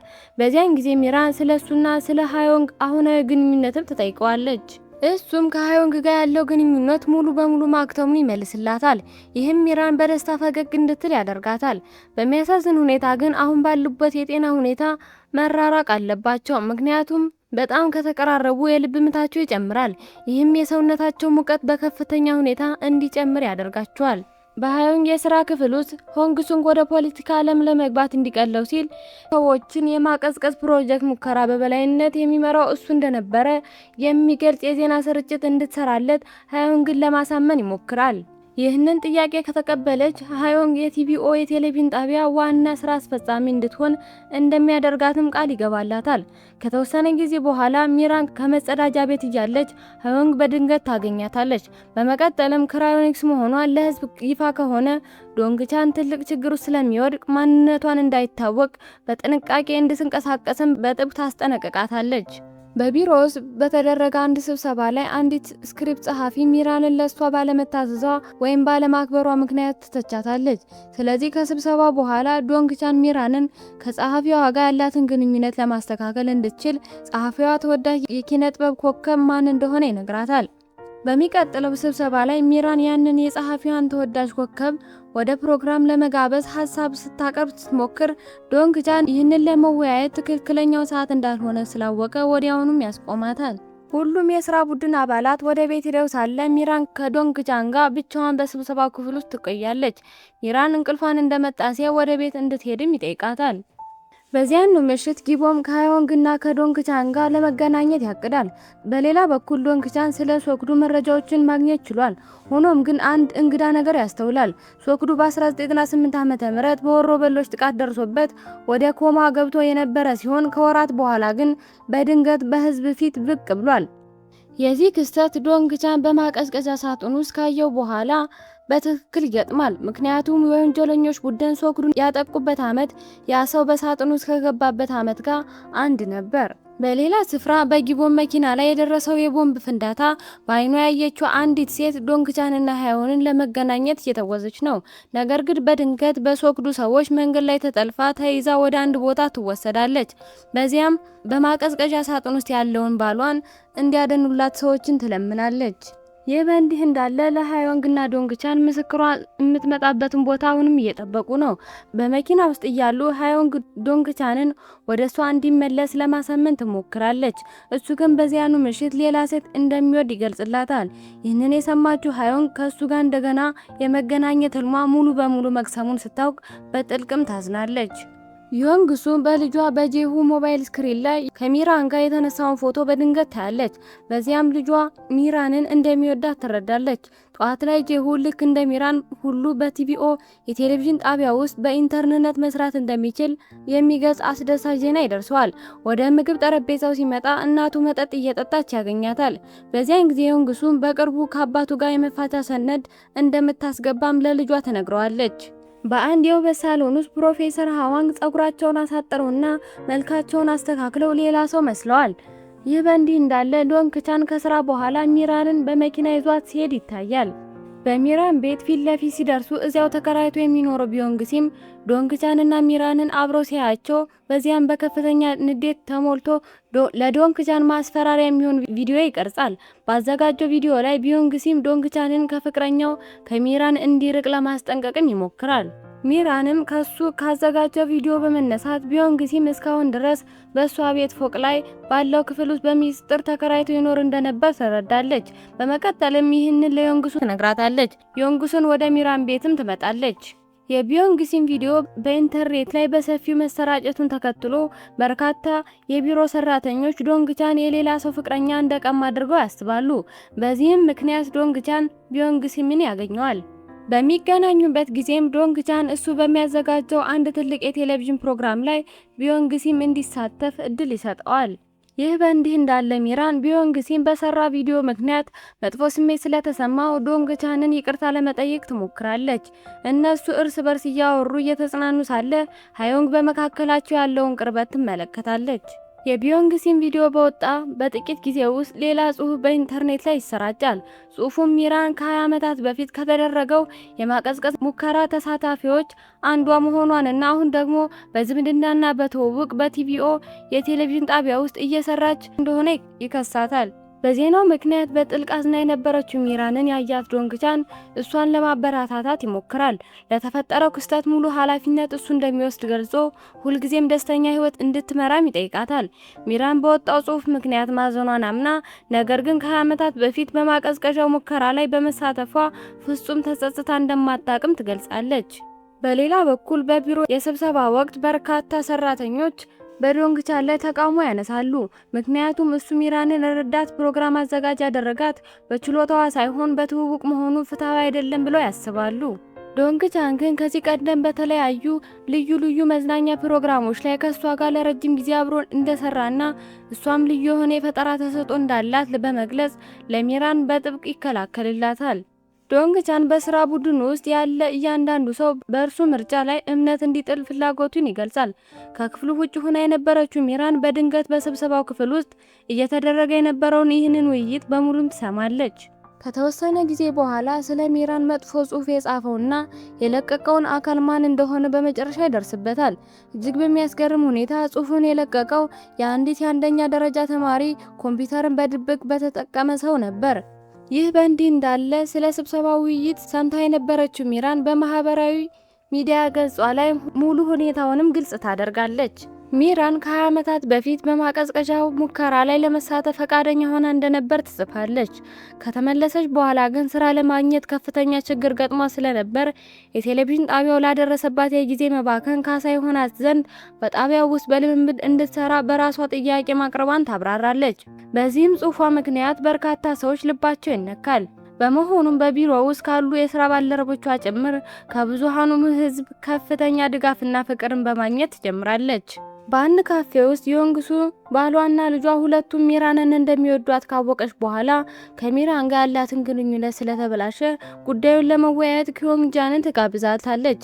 ይህንን የሰማችው ኪዮንግጃ በከፍተኛ ሁኔታ ትገረማለች። እንዲሁም ስለ ሚራን ያንን መጥፎ ጽሑፍ የጻፈችው ዮንግሱ ራሷ ልትሆን እንደምትችልም ትጠረጥራለች። ይህ በእንዲህ እንዳለ ቢዮንግሲም አሁን የሚራን ወላጆችን ለማግኘት ሄዶ የነሱን ምርቃትና ፈቃድ ይጠይቃል። በመቀጠልም ሚራንን ለማግባት እንዲችል አሁን ያለችው ሚስቱን በእርግጠኝነት እንደሚፈታም ያረጋግጥላቸዋል። ይህንን የሰማችው የሚራን እናት በከፍተኛ ሁኔታ ተቆጥታ የሷ ፈቃድና ምርቃት በፍጹም እንደማትሰጠው ነግራም ታባረዋለች። በቲቪው የቴሌቪዥን ጣቢያ ውስጥ ሃዮንግ ሆን ተብሎ በሚስጥር ተደብቆ ስለነበረው ስለ ሶክዱ ሚስት ሞት መረጃ ይደርሳታል። ይሁን እንጂ በቦታ የነበረው ዶንግቻን ፖሊስ በሶክዱ ሚስት የሞት ግድያ ላይ ጥልቅ ምርመራ እንዲያደርግ ሃዮንግ ዜናውን በስፋት ማስተላለፏን እንድትቀጥልም ይጠይቃታል። በማግስቱ ፕሮፌሰር ሃዋንግ በቤተ ሙከራ ካዝና ውስጥ ደብቀው የነበረውን አንዱን የፈጠራ ግኝታቸውን ያወጣሉ። የማስታወስ ችሎታቸው ሙሉ በሙሉ ስላልተመለሰ ያገኙትን አዲስ ግኝት ለጊቦም ያስረክባሉ። ብዙም ሳይቆይ ፕሮፌሰር ሃዋንግ በማቀዝቀዣ ሳጥን ውስጥ ያለውን የሶክዱን መንታ ያዩታል። በዚህ ጊዜ ያለፉትን ትውስታዎቻቸውን በሙሉ በድንገት ያስታውሳሉ። ይህ በእንዲህ እንዳለ ሶክዱ አሁን ስለ ሚራን ማንነትና በህይወት ያሉት ፕሮፌሰር ሃዋንግ እሷ ቤት ውስጥ ተሸሽገው እንደሚኖሩም ደርሶበታል። ከተወሰነ ጊዜ በኋላ ሚራንና ጄሁ አብረው ሲጨዋወቱ ይታያል። ይህ በድንገት ያየው ዶንግቻን በቅናት ስሜት ይቃጠላል። በመቀጠልም ሁለቱም ተጉዘው ለአጭር እረፍት ወደ አንድ ካፌ ጎራ ይላሉ። ጄሁም እሱ የዮሱንግና የቢዮንግ ሲም ልጅ መሆኑን ይገልጽላታል። ይህንም ሚራንን በከፍተኛ ሁኔታ ያስደነግጣታል። ወደ ቲቪኦ የቴሌቪዥን ጣቢያ ስትመለስ ሚራን ከሂዮንኪ ጋር ትገናኛለች። እሱም ዶንግቻን በጣም ግትርና ፍጹምነት የሚሻ የፕሮግራም አዘጋጅ መሆኑንና እያንዳንዱ ዝግጅቱ ሁልጊዜ ከፍተኛ ተመልካች እንዲያገኝ እንደሚፈልግም ይነግራታል። በሌላ ስፍራ ዶንግቻን በአሁኑ ሰዓት ከዚህ ቀደም አብሮት ይሰራ ከነበረው ኪምጂ ከተባለ የካሜራ ባለሙያ ጋር ተገናኝቷል። ዶንግቻን በዚህ ጊዜ ኪምጂ በስራ ላይ እያለ ደብቆት ያስቀራቸውን የቀሩትን ቀረጻዎችን ማግኘት አለማግኘቱን ጠይቋል። በዚህ መሃል ሚራን በድንገት የማዞር ስሜት ይሰማታል። በተመሳሳይ ሰዓት ዶንግቻን እሷን በስልክ ማግኘት ቢሞክርም ስላልተሳካለት ወዲያውኑ ወደ ቢሮ ተመልሶ እሷን መፈለግ ይጀምራል። በቢሮ ውስጥም ከተዘዋወረ በኋላ ሚራን በከፍተኛ ትኩሳት ምክንያት በአንድ ሶፋ ላይ ተኝታ ያገኛታል። በዚያን ጊዜም በመጨረሻ ሁለቱም እርስ በርስ ያላቸውን ጥልቅ የፍቅር ስሜትም ይናዘዛሉ። ፕሮፌሰር ሃዋንግ ከአንድ የገበያ መደብር አንዳንድ እቃዎችን ገዝተው ሲመለሱ በድንገት በሶክዱ ሰዎች ተጠልፈው ይያዛሉ። ፕሮፌሰሩን እየተካሄደ ያለውን የማቀዝቀዣ ሙከራ በአስቸኳይ እንዲያቆሙ በሶክዱ ከባድ ዛቻ ይደርስባቸዋል። ሙከራውን ለመቀጠል ከጸኑ ሶክዱ ዶንግቻንንና ሚራንን ወዲያውኑ እንደሚገድላቸውም ይነግራቸዋል። ሶክዱም ንግግሩን ከጨረሰ በኋላ ጥሏቸው ይሄዳል። ይህ በእንዲህ እንዳለ ጂሁ ሚራን የወላጆቹ መፋታት ምክንያት የሆነችው የአባቱ የመጀመሪያ ፍቅር መሆኗን ካወቀ በኋላ በከፍተኛ ሁኔታ ይደነግጣል። በሌላ በኩል በዶንግቻንና በሚራን መካከል ያለው የፍቅር ግንኙነት ከቀን ወደ ቀን ይበልጥ እየቀረበ መጥቷል። አንድ ቀን እሱ ለቀረጻ የሚሆን ቦታ ለመፈተሽ ሚራንን በመኪና ይዟት ይሄዳል። በዚያ በሚጓዙበት መንገድ ላይ አንዱ የዩኒቨርሲቲ መምህር በሚራን ላይ በዩኒቨርሲቲው ታትሞ የሚወጣ ስለ ፍቅር የሚተነትን ድርሰት እንድትጽፍ በመጠየቁ ደስ ይላታል። ከተፈጸመው የአፈናና የዛቻ ክስተት በኋላ ፕሮፌሰር ሃዋንግ በከፍተኛ ፍርሃት ውስጥ ስለወደቁ በድንገት ጊቦምን ከስራ ያባሩታል። እንዲሁም ወደ ቤተ ሙከራው በፍጹም እንዳይመጣም በጥብቅ ይከለክሉታል። በቲቪኦ የቴሌቪዥን ጣቢያ ውስጥ ሃዮንግ በጊቦን መኪና ላይ የደረሰውን የቦምብ ፍንዳታ በአይኗ ለማየት ተቃርባ የነበረችውን የሶክዱን ሚስት የድምጽ ቅጅ ታገኛለች። ብዙም ሳይቆይ ሃዮንግ ወዲያውኑ ስለ ድምጽ ቅጂው ለዶንግቻን ትነግረዋለች። በሌላ በኩል ከስራ ከተባረረ በኋላ የፕሮፌሰር ሃዋንግ ያልተለመደና እንግዳ ጠባይ ያስተዋለው ጊቦም ወዲያውኑ ለዶንግቻን ስልክ ይደውለታል። ዶንግቻን ሆቴል እንደደረሰ ወዲያውኑ ስለ ፕሮፌሰር ሃዋንግ ሁኔታ ምርመራ ለማድረግ ስለፈለገ ሚራንን እሱን እንድትጠብቀው ይጠይቃታል። ዶንግቻን ወደ ቤተ ሙከራው ሲደርስ ፕሮፌሰር ሃዋንግ የማቀዝቀዣ ሳጥኑ የኤሌክትሪክ መስመር ሊያጠፋው ሲሞክር ይመለከታል። የዶንግቻንን መምጣት ያወቁት ፕሮፌሰር ሃዋንግ ምርመራቸው ሙሉ በሙሉ እንደከሸፈና በዚህ ምክንያት ዶንግቻንና ሚራን መደበኛ ህይወት መምራት እንደማይችሉ ይነግሩታል። ይህንን የሰማው ዶንግቻን በፕሮፌሰር ሃዋንግ አቋም ላይ በጥልቅ ያዝናል። በመቀጠልም ፕሮፌሰሩ ምርመራውን እንዳያቆሙና እሱንና ሚራንን እንዲረዳቸው ተስፋ እንደሚያደርግ ይገልጽላቸዋል። ዶንግቻን በተስፋ መቁረጥ ውስጥ ሆኖ ወደ ሆቴል ክፍሉ ከተመለሰ በኋላ ለሚራን መደበኛ ህይወት መምራት እንደማይችሉ ይነግራታል። ይህንን የሰማችው ሚራን ዶንግቻንን ለማረጋጋት ትሞክራለች። እንዲሁም እሱ ሁሌ ደስተኛ ሆኖ እንዲኖር እንደምትፈልግም ትነግረዋለች። ፕሮፌሰር ሃዋንግ በመጨረሻ ወደ ሚራን ቤት ይመለሳሉ። በዚያም ናምቴ ለበሽታ ፈውስ እስኪያገኝ ድረስ በማቀዝቀዣ ሳጥን ውስጥ እንዲገባ ለማሳመን ይሞክራሉ። ሆኖም ግን ናምቴ ይህን ውሳኔ ከቤተሰቦቹ ስለሚያርቀውና በጥልቅ ስለሚያሳዝነው ጥያቄውን ውድቅ ያደርገዋል። ፕሮፌሰር ሃዋንግ ራሳቸው ቤተሰብ ኑሯቸው ስለማያውቅ የቤተሰብ ፍቅር ስሜት ምን እንደሆነ ሊረዱ እንደማይችሉ ይናገራሉ። በዚያን ጊዜ በድንገት ናምቴ ፕሮፌሰር ሃዋንግን አቅፎ ከእንግዲህ በኋላ እሱ ለፕሮፌሰሩ ቤተሰብ እንደሚሆናቸው ይነግራቸዋል። ከጥቂት ቀናት በኋላ ጂሁ በቲቪኦ የቴሌቪዥን ጣቢያ ቢሮ ውስጥ የልምምድ የኢንተርንሺፕ ስራ ይጀምራል። ጂሁ በጣቢያው ውስጥ መስራት መጀመሩን ያወቀው ዶንግቻን ሚራንን ሁልጊዜ ከሷ አጠገብ ለማቆየት ከፍተኛ ጥረት ያደርጋል። ይህ በእንዲህ እንዳለ ሶክዱ ስለሚስቱ ሞት የሚተላለፈውን የዜና ስርጭት እንዲያስቆምለት ሆንግሱን ግን ያገኘዋል። የራሱ የፖለቲካ ህይወት እንዲበላሽበት የማይፈልገው ሆንግሱ በመጨረሻም በሶክዱ ጥያቄም ይስማማል። በሌላ በኩል በጂሁ ቀንቶ የነበረው ዶንግቻን በሚራን ጨምሮ በማንኛውም ሴት የስራ ባልደረቦቹ አጠገብ እንዳይጠጋ ርቀቱን እንዲጠብቅ በጥብቅ ይነግረዋል። በመቀጠልም ጂሁ ከሂዮንኪ ጋር በመሆን ብዙ ነገሮችንም እንዲማር ያዘዋል። ብዙም ሳይቆይ ዶንግቻን ሚራንን በአንድ ክፍል ውስጥ ብቻቸውን እንዲሆኑ ይጋብዛታል። ነገር ግን በድንገት ሂዮንኪ ወደ ክፍሉ ሲገባ ሁለቱም ተደብቀው ለመቆየት ይገደዳሉ። ሂዮንኪ ወደ ሌላ የኬብል ቴሌቪዥን ጣቢያ ለመዛወር ከአንድ የጣቢያው ሰው ጋር በስልክ ሲወያይ ይሰማል። የኬብል ቴሌቪዥኑ ዳይሬክተር የሂዮንኪን ጥያቄ ውድቅ ስላደረገው ሂዮንኪ በንዴት እኔ እኮ ከዶንግቻን የተበለጠ ትልቅ ስልጣንና ኃይል አለኝ በማለት ሲያጉረመርም ይሰማል። ይህንን ንግግር በሙሉ የሰማው ዶንግቻን በሂዮንኪ ላይ በከፍተኛ ሁኔታም ይቆጣል። በሌላ አጋጣሚ ዶንግቻን ወደ ቴሌቪዥን ጣቢያው የመጣው ታናሽ ወንድሙ ዶንግሲንግ ያገኘዋል። ዶንግሲንግ እህታቸው ዶንግጁ ከወደደችው ወንድ ጋር አብራ ለመኖር ስለመረጠች የእናቷን ጌጣጌጥ ሰርቃ ከቤት እንደኮበለለችና ወደ ቤት መመለስ እንደማትፈልግ ይነግረዋል። በከፍተኛ ሁኔታ የተናደደው ዶንግቻን ወዲያውኑ ዶንግጁን በፍለጋ ሄዶ ወደ ቤት እንድትመለስ ይነግራታል። እሷ መጀመሪያ ላይ ጥያቄውን ውድቅ ብታደርግም አብሯት ያለው ፍቅረኛዋ ከታላቅ ወንድሟ ጋር ወደ ቤት እንድትመለስ ከነገራት በኋላ ወዲያውኑ ሀሳቧን ትቀይራለች። በቴሌቪዥን ጣቢያ ውስጥ ቢዮንግሲም ለአዲሱ የልዩ ልዩ መዝናኛ ፕሮግራም የሚሆን ስክሪፕት ለመውሰድ ወደ ሚራን ይመጣል። እንደገና ወደ እሷ ለመቅረብ የሚሞክረው ቢዮንግሲም በድጋሚም ውድቅ ታደርገዋለች።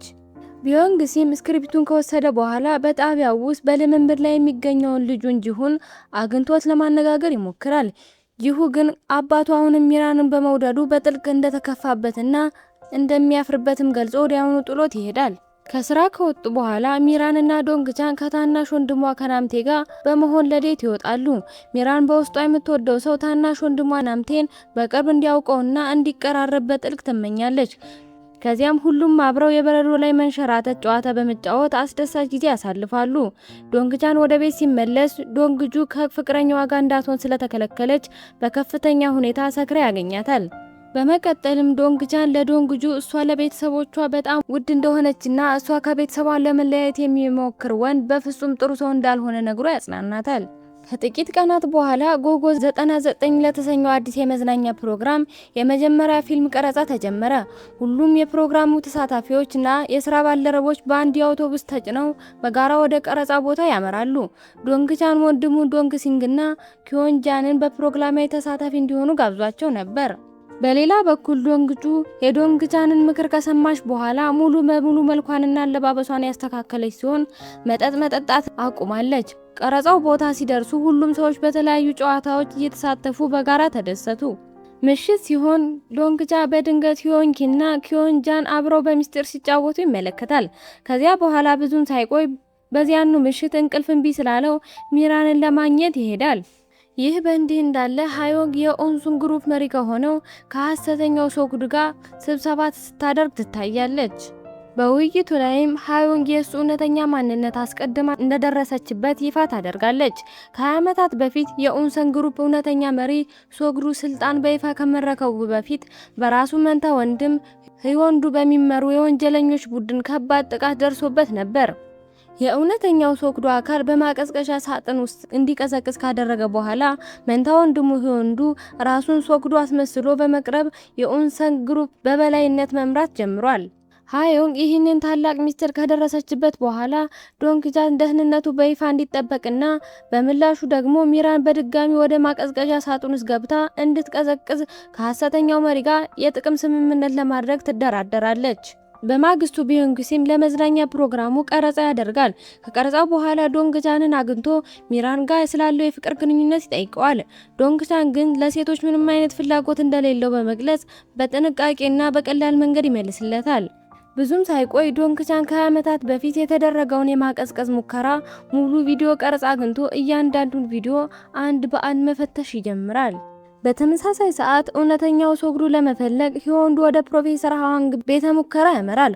ሆኖም ግን እውነተኛው ሶግዱን ከማቀዝቀዣ ሳጥን ውስጥ ወጥቶ በሚስጥር በሌላ ስፍራ የሕክምና ክትትል እየተደረገለት ስለነበር ሂዮንዱ እና ሰዎቹ ሊያገኙት አልቻሉም። በመንገድ ላይ እየተጓዘ የነበረው ዶንግቻን በድንገት የልብ ምቱ መዛባት እንደጀመረ ያስተውላል። በሌላ ስፍራ ደግሞ ፕሮፌሰር ሃዋንግ ምርምሩ እንዲቀጥል ለመርዳት የተመለሰው ጂቦም በክራዮንስ ላይ አዲስ አደገኛ የሆነ የጂን ሚውቴሽን ያስተውላል። በመሆኑም ሁኔታውን በአስቸኳይ እንዲፈትሹለት ወደ ፕሮፌሰር ሃዋንግ ስልክ ይደውላል። ነገር ግን ፕሮፌሰር ሃዋንግ በዚያ ሰዓት ከኪዮንዱ ጋር ስለነበሩ ጊቦን በሚስጥር ኮድ መልእክት ያስተላልፉለታል። ይህ በእንዲህ እንዳለ የዶንግቻን የልብ ህመም ይበልጥ እየበረታ መጥቶ በመጨረሻ ራሱን ስቶ ይወድቃል። በሌላ በኩል ሂዮንዱ ፕሮፌሰር ሃዋንግን ሙሉ በሙሉ ለመግደል በጥልቀት ቢፈልግም ሃዋንግ ጋር በገባው የስምምነት ውል ሊገላቸው አልቻለም። በዚህ ነገር የተበሳጨው ሂዮንዱ የእውነተኛው ሶግዱን ቦታ ፈልጋ እንድታገኝለት ሃዋንግን ያስገድዳታል። ሆስፒታል ውስጥ ዶንግቻን ወዲያውኑ የአስቸኳይ ጊዜ ሕክምና ይደረግለታል። በቦታው የነበረው ጊቦም ይህ አደገኛ የህመም ምልክት በ48 ሰዓት ውስጥ እንደገና እንደሚቀሰቀስና እስከዚያም ሰዓት ድረስ አሁን የሚሰጠው የሕክምና መድኃኒት ዶንግቻንን ሊረዳው እንደማይችል ያብራራል። ይህ የህመም ምልክት ህይወታቸውን እንዳያጠፋ መከላከያ ቀመሩ የሚያውቁት ብቸኛው ሰውም ፕሮፌሰር ሃዋን ብቻ ናቸው። ሆኖም ግን ፕሮፌሰሩን በስልክም ጨምሮ በምንም መንገድ ማግኘት አልተቻለም፣ ምክንያቱም በድንገት ተጠልፈው ጠፍተዋል። የዶንግቻን ጤናም ከቀን ወደ ቀን እየተዳከመ መምጣቱን ያየው ሃዮን በከፍተኛ ሁኔታ ተጨንቃለች። በዚህም ምክንያት በጊቦን በኩል ስለ እውነተኛው ሶግዱ አሁንና ወቅታዊ መረጃዎችን ለማግኘትም ጥረት ታደርጋለች። በቤት ውስጥ ሚራን በትክክል ተመሳሳይ የሆነውን የልብ ምልክት ማስተናገድ ጀምራለች። በዚህም መሀል ስለ ፍቅር የሚተነትነውን የዩኒቨርሲቲ ድርሰት መጻፏን ትቀጥላለች። ድርሰቱ ገና ሳይጠነቀቅ በድንገት ስለ ዶንግቻን ትዝ ይላታል። እሱን ለማግኘትም ወዲያው ትወጣለች። በተመሳሳይ ቅጽበት ዶንግቻንም እሷን ለመጠየቅ በሚራን ቤት ፊት ለፊት ደርሶ ነበር። ከዚያም ሁለቱ አብረው ጥቂት ጊዜ ያሳልፋሉ። ሚራን በማቀዝቀዝ ሙከራው የጎንዮሽ ጉዳት ምክንያት በወጣትነት መሞት እንደማትፈልግና በህይወቷ ብዙ ነገሮችን ማከናወን እንደምትሻም ትገልጻለች። ዶንግቻንም እሷን ለማረጋጋት በጥብቅ ይሞክራል። እንዲሁም ለወደፊት ለረጅም ዘመናት አብረው በደስታ እንደሚኖሩም በእርግጠኝነትም ቃል ይገባላታል። በሌላ ስፍራ ሃዮንግ ስለ ፕሮፌሰር ሃዋንግ ጉዳይ ለማወያየት ወደ ሂዮንዱ ትመለሳለች። ያለ ፕሮፌሰር ሃዋንግ እርዳታ ዶንግቻንን ማዳን እንደማትችል ስታውቅ ሙሉ በሙሉ ተጨንቃ ትታያለች። በዚህም ምክንያት ሂዮንዱ እቅድ ከመስማማት ውጪ ሌላ ምንም አይነት አማራጭ መንገድ የላትም። በማግስቱ የእውነተኛው ሶግዱ ልጅ ጁንው ለአባቱ የደም ልገሳ ለማድረግ ወደ ኮሪያ ይመለሳል። በመንገድ ላይ ያሉ መርማሪ ያንግ ሃዮንግና ሂዮንዱ በሚስጥር በጋራ እየሰሩ መሆናቸውን በምርመራ ላይ እንዳለ በስልክ ለዶንግቻን ይነግረዋል። በድንገት አንድ ያልታወቀ መኪና ጁኑን የጫነውን የዶንግቻንን መኪና መንገድ ለመዝጋት ይሞክራል። ይህንን ያየው መርማሪ ያንግ እርዳታ ለመስጠት በአስቸኳይ ሲደርስ ዶንግቻንና ጁኑ እውነተኛውን ሶግዱን ለማግኘት መንገዳቸውን ይቀጥላሉ። ወደ ፈለጉት ቦታም ሲደርሱ እውነተኛው ሶግዱ አሁንም በጽኑ ሕክምና ክትትል ላይ እንዳለ ይታያል። የልጁን መድረስ ተከትሎም የደም ልገሳው ወዲያውኑ ሊከናወን ችሏል። ይህ በእንዲህ እንዳለም ጁኑ አድርሶ ሊመለስ የነበረው ዶንግቻን የማቀዝቀዣ ሙከራ የጎንዮሽ ጉዳት በሰውነቱ ላይ እንደገና ማስተናገድ ይጀምራል። በዚህም ምክንያት እሱ ከሂዮንዱ ጋር ተገናኝቶ ፕሮፌሰር ሃዋንግን መጀመሪያ የምትፈታ ከሆነ የእውነተኛው ሶግዱን መደበቂያ ቦታ ነግረሃለሁ የሚል ቅድመ ሁኔታ ይቀያየራል። በማግስቱ ዶንግቻን ሆንግሱን ፕሮፌሰር ሃዋንግን ለመደበቅ በወጣው በህንዱ እቅድ ውስጥ እጁ እንዳለበትና እንደሌለበት ለማረጋገጥ እሱን ለመጠየቅ ይሄዳል። ጥቂት ጥያቄዎችን ካቀረበለት በኋላ ሆንግሱ ስለ ሂዮንዱ ምስጢራዊ ሴራ ምንም የሚያውቀው ነገር እንደሌለ ይረዳል። በሌላ በኩል ዮሱን ከልጇ ከጂሁ ጋር የፍቅር ግንኙነት እንዳትመሰረት ለሚራን ልትነግራት ትሞክራለች። ሚራንም ፍቅረኛ ስላላት ምንም አይነት ስጋት ሊገባት እንደማይችል ትነግራታለች። በተመሳሳይ ሰዓት ሂዮንኪ ስለ ሚራን ያንን መጥፎ ጽሑፍ በኢንተርኔት ላይ የለቀቀውን ሰው የአይፒ አድራሻ ደርሶበት ይመጣል። የጽሑፉ መነሻ የዮንሱንግ ቡና ቤት ሆኖም ይገኛል። በቤተ ሙከራ ውስጥ ጊቦን ሚራን እና ዶንግቻን እየተሰቃዩበት ያለውን የጎንዮሽ ጉዳት ሙሉ በሙሉ የሚያስወግድ መድኃኒት ለማዘጋጀት ሌት ከቀን ስራው ይቀጥሏል። ይህ በእንዲህ እንዳለም ዶንግቻን አሁን ከሃዮን ጋር ተገናኝቶ ለምን ከሂዩንዱ ጋር የጥቅም ስምምነት እንዳደረገችም ይጠይቃታል። እሷም ዶንግቻን በሚወዳት ሴት የመክዳት ስቃይ ምን ያህል እንደሆነ እንዲሰማው ለማድረግ ስትል ሚራን በድጋሚ በማቀዝቀዣ ሳጥን ውስጥ ገብታ እንድትቀዛቅዝ ብቻ ትፈልግ እንደነበረም ታብራራለች።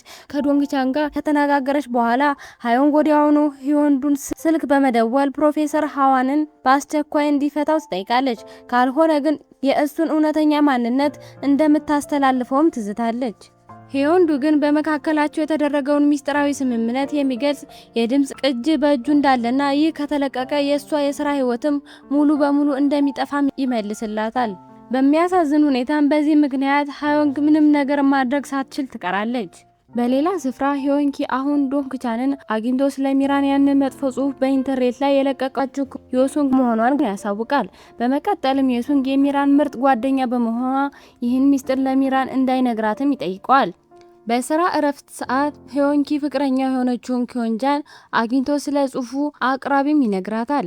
ብዙም ሳይቆይ ከኪዮንግሱ የስልክ ጥሪ የደረሳት ኪዮንግጃ በሰራችው ክፉ ስራ ምክንያት በዮሱንግስ ላይ በከፍተኛ ሁኔታ ትቆጣለች። ይህ በእንዲህ እንዳለ ሃዮንግ በዶንግቻን ላይ ባደረገችው ነገር አሁንም የጥፋተኝነት ስሜት ስላደረባት ሂዩንዱ እሱን ለማስወገድ ስላቀደ ጊቦን በአሁኑ ሰዓት በአደገኛ ሁኔታ ላይ እንዳለ ለዶንግቻን ትነግሯለች።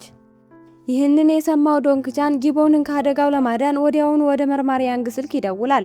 በተመሳሳይ ሰዓት ጊቦን በቤተ ሙከራ ውስጥ ከሚራን ጋር በመሆን አሁንም ምርምሩን እያካሄደ ነው። ከቤተ ሙከራ ውጭ አንድ ሚስጥራዊ ሰው መሳሪያ ይዞ ብቅ ይላል። እንደ እድል ሆኖ ግን ሰውየው ወደ ቤተ ሙከራው ከመግባቱ በፊት መርማሪ ያንግና ሰዎቹ ፈጥነው በመድረስ ያንን አደገኛ የወንጀል ድርጊት መከላከል ይሳካላቸዋል። ሚራን በቤተ ሙከራ ውስጥ ያሉትን መጽሐፍ ስትፈትሽ በድንገት ፕሮፌሰር ሃዋንግ በሚስጥር ኮድ የጻፉትን አንድ መጽሐፍ ታገኛለች። በዚህ መጽሐፍ እርዳታ ጊቦን በመጨረሻ ዶንግቻንና ሚራንን ከጎንዮሽ ጉዳቱን ለሚፈውሳቸው መድኃኒት ማዘጋጀት ይሳካለታል። መድኃኒቱ በሰው ላይ መሞከር ስላለበት ሚራን ለመድኃኒት መሞከሪያነት በራሷ ፈቃድ ራሷን ታቀርባለች።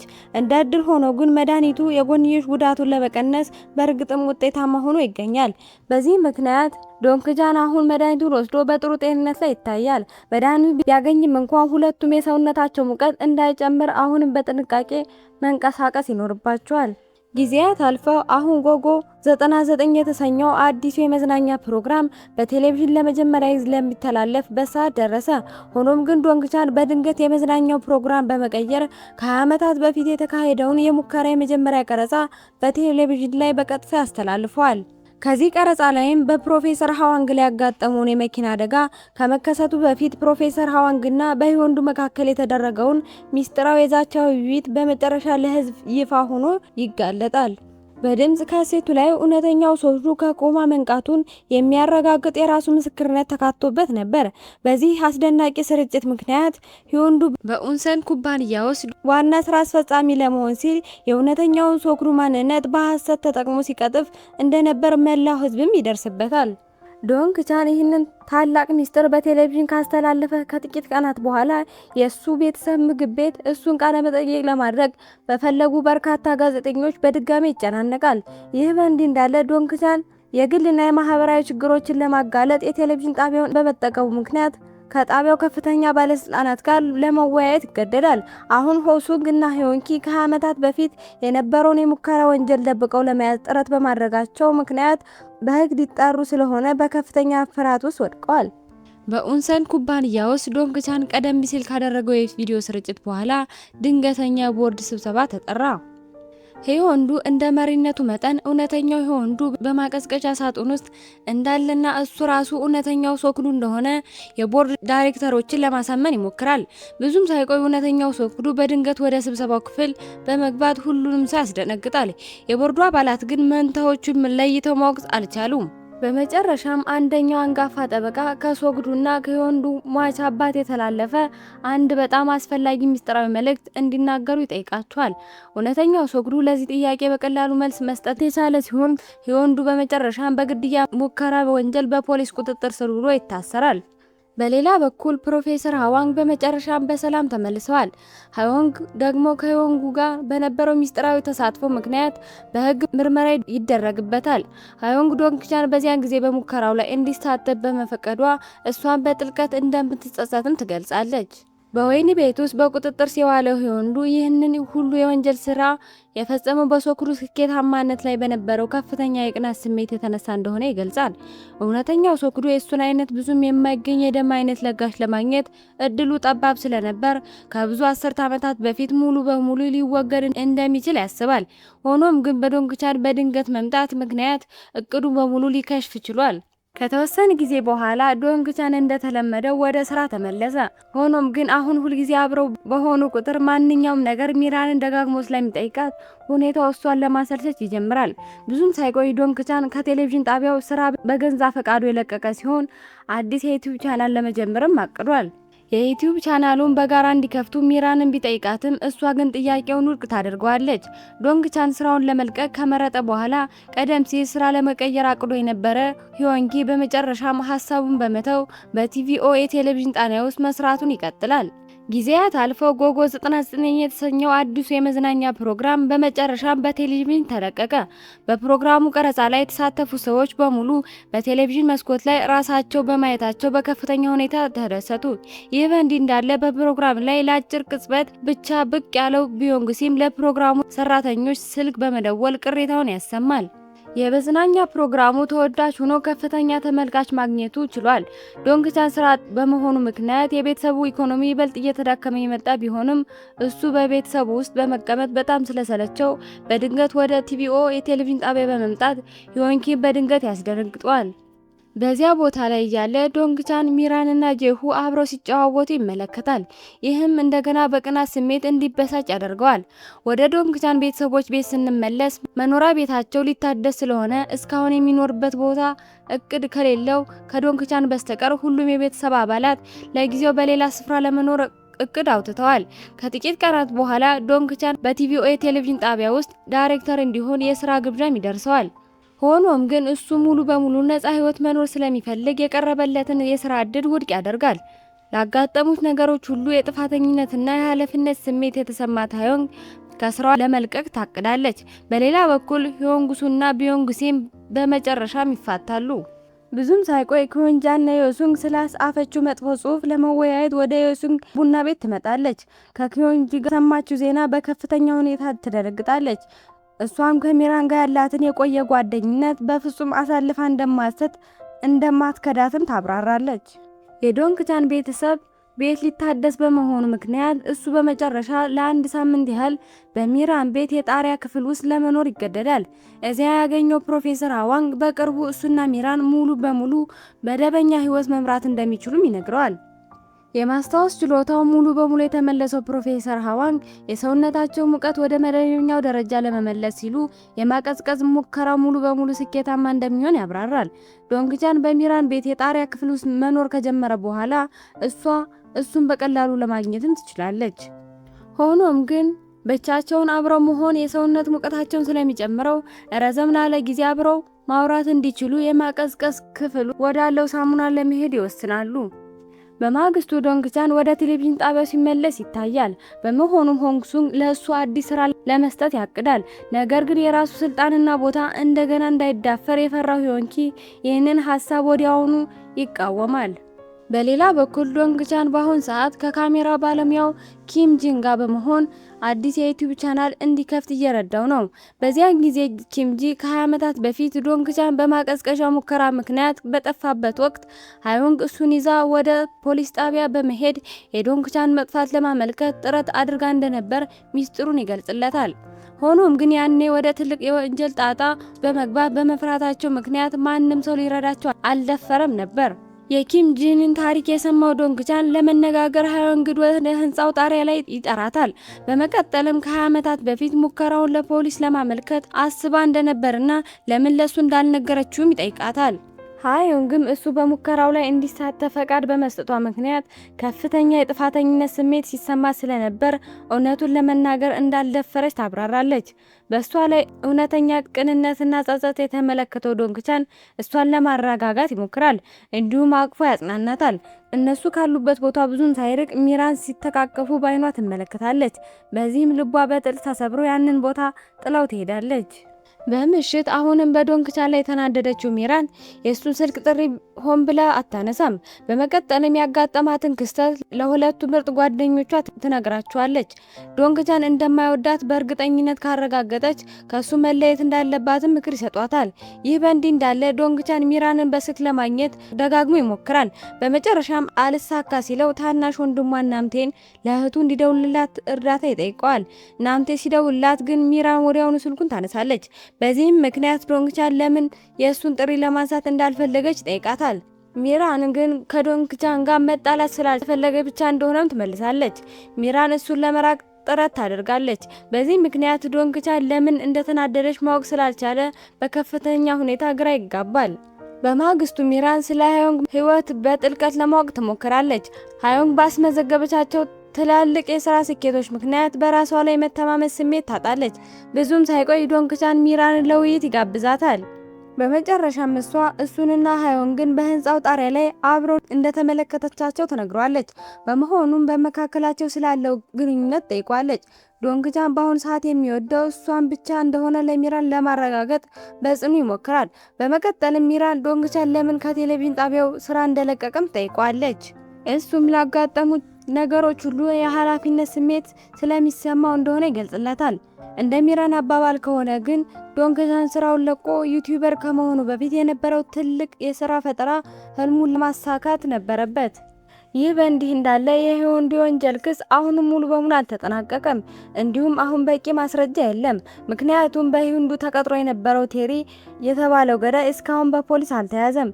እሱም አሁንም በነጻነት እየተንቀሳቀሰ ዶንግቻን እና ሚራንን ኢላማ ማድረጉን ቀጥሏል። በአንድ ወቅት የቲቪኦ የቴሌቪዥን ጣቢያ ትልቁን የባለቤትነት ድርሻ የያዘው ሆሽን የተባለ ቆንጆ ወጣት ስለ ማቀዝቀዣ ሙከራ ለመጠየቅ ሚራንን ለማግኘት ወደ ቢሮ ይመጣል። እሱና ፍቅረኛው በማቀዝቀዣ ሳጥን ውስጥ ለመግባት ይፈልጋል። እሱ ሚራን ያገኘበት ዋና ዓላማ ከማቀዝቀዣው ሳጥኑ ከወጡ በኋላ የሚያጋጥሙትን የጎንዮሽ ጉዳቶችን ምን እንደሆኑ ለማወቅ ነው። ጊዜያት በፍጥነት አለፉ። ዶንግቻን ከዓመታት በፊት ያላጠናቀቀውንና ከ24 ሰዓቱ ሰዎች የማቀዝቀዝ ፕሮጀክት ሙከራ ጋር የተያያዘው ስራ ላይ መጨረስ በሚል ሰበብ ሁልጊዜ ወደ ቴሌቪዥን ጣቢያ ቢሮ ይመጣል። በሌላ በኩል የዶንግቻን እናት የልጇ ከሚራን ጋር ያለውን የፍቅር ግንኙነት ካወቀች በኋላ ፍቅራቸውን በፍጹም አልፈቀደችውም። በመሆኑም ቤተሰቡ በዚያ ጉዳይ ላይ ስብሰባ ያደርጋል። ሚራን የዶንግቻንን ቤተሰብ በሙሉ ለመጠየቅና ሰላም ለማምጣት ትመጣለች። መጀመሪያ ላይ በክፍሉ ውስጥ የነበረው አየት በጣም ውጥረት የበዛበት ነበር። ሚራን በመጨረሻ ውጥረቱን ሰብራ ሁሉም ዘና ብለው እንዲጫወቱ ታደርጋለች። በመቀጠልም ለጊዜው ምንም አይነት የማግባት እቅድ እንደሌላትም ትነግራቸዋለች። በዮንግሱን ቤት ቢዮንግሲን በድንገት ብቅ ይላል። ወደ ቤት በመመለስ አሁን የሚኖርበት ቤት ሙት መንፈስ እንዳለበት በምክንያትነት ያቀርባል። ዮንግሱን ከቤት አባረው የነበረው ቢሆንም እሱ ቤት ውስጥ እንዲኖር እንድትፈቅድለትም ሊያሳምናት ይሞክራል። በአንድ ምሽት ሚራን በቤቷ ጣሪያ ክፍል ውስጥ የሚገኘውን ዶንግቻን ለመጠየቅ ትወጣለች። በመቀጠልም ሆሺ የታመመችው ፍቅረኛውን ተከትሎ አብሯት በማቀዝቀዣ ሳጥን ውስጥ ለመቀዝቀዝ ስላለው እቅድም ትነግረዋለች። ሚራን ወደፊት በሷ ላይ ተመሳሳይ ነገር ቢከሰት ዶንግቻን ከሳጥን ውስጥ እስክትወጣ ድረስ በታማኝነት እንዲጠብቃት እንደምትፈልግ በጥልቅ ስሜትም ትነግረዋለች። በማግስቱ ዶንግቻን በማቀዝቀዣ ሳጥን ውስጥ ገብተው ለመቀዝቀዝ የሚፈልጉ ሰዎችን ቃለ መጠይቅ በሚያደርግበት ጊዜ ጄሁን የእሱ ረዳት እንዲሆን ይጠይቀዋል። በሚያሳዝን ሁኔታ ቃለ መጠይቅ ከተደረጋቸው ሰዎች መካከል አንዳቸውም ቢሆን ከባድ የጤና ችግር የሌለባቸው ነበር።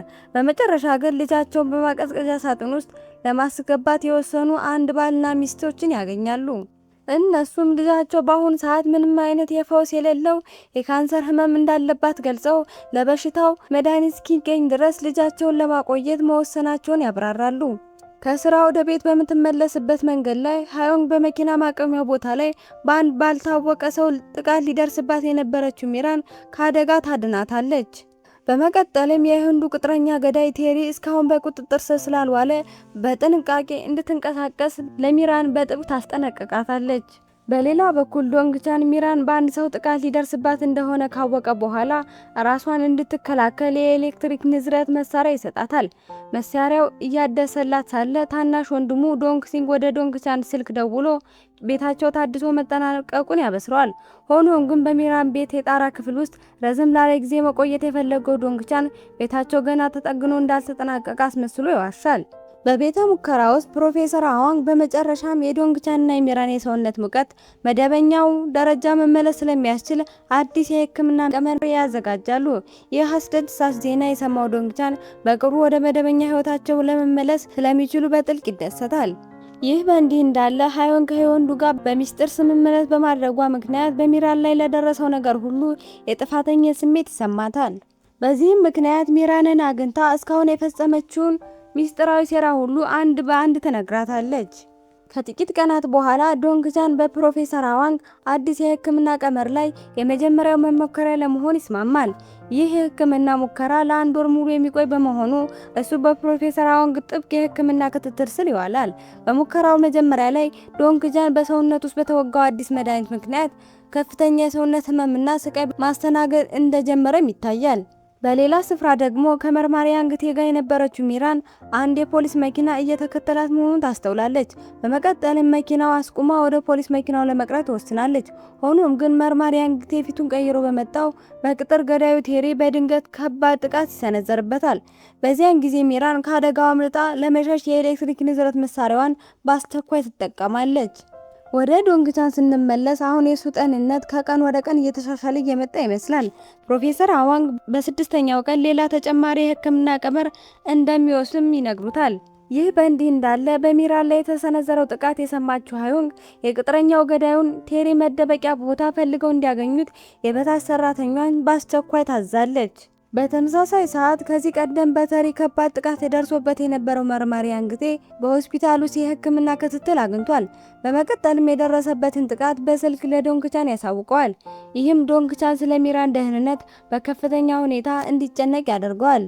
ዶንግቻን ሚራን ተሸሽጋ እንድትቆይ ለማሳመን ቢሞክርም እሷ ግን ቴሪ በቁጥጥር ስር ለማዋል በራሷን እንደምትጸና ትገልጻለች።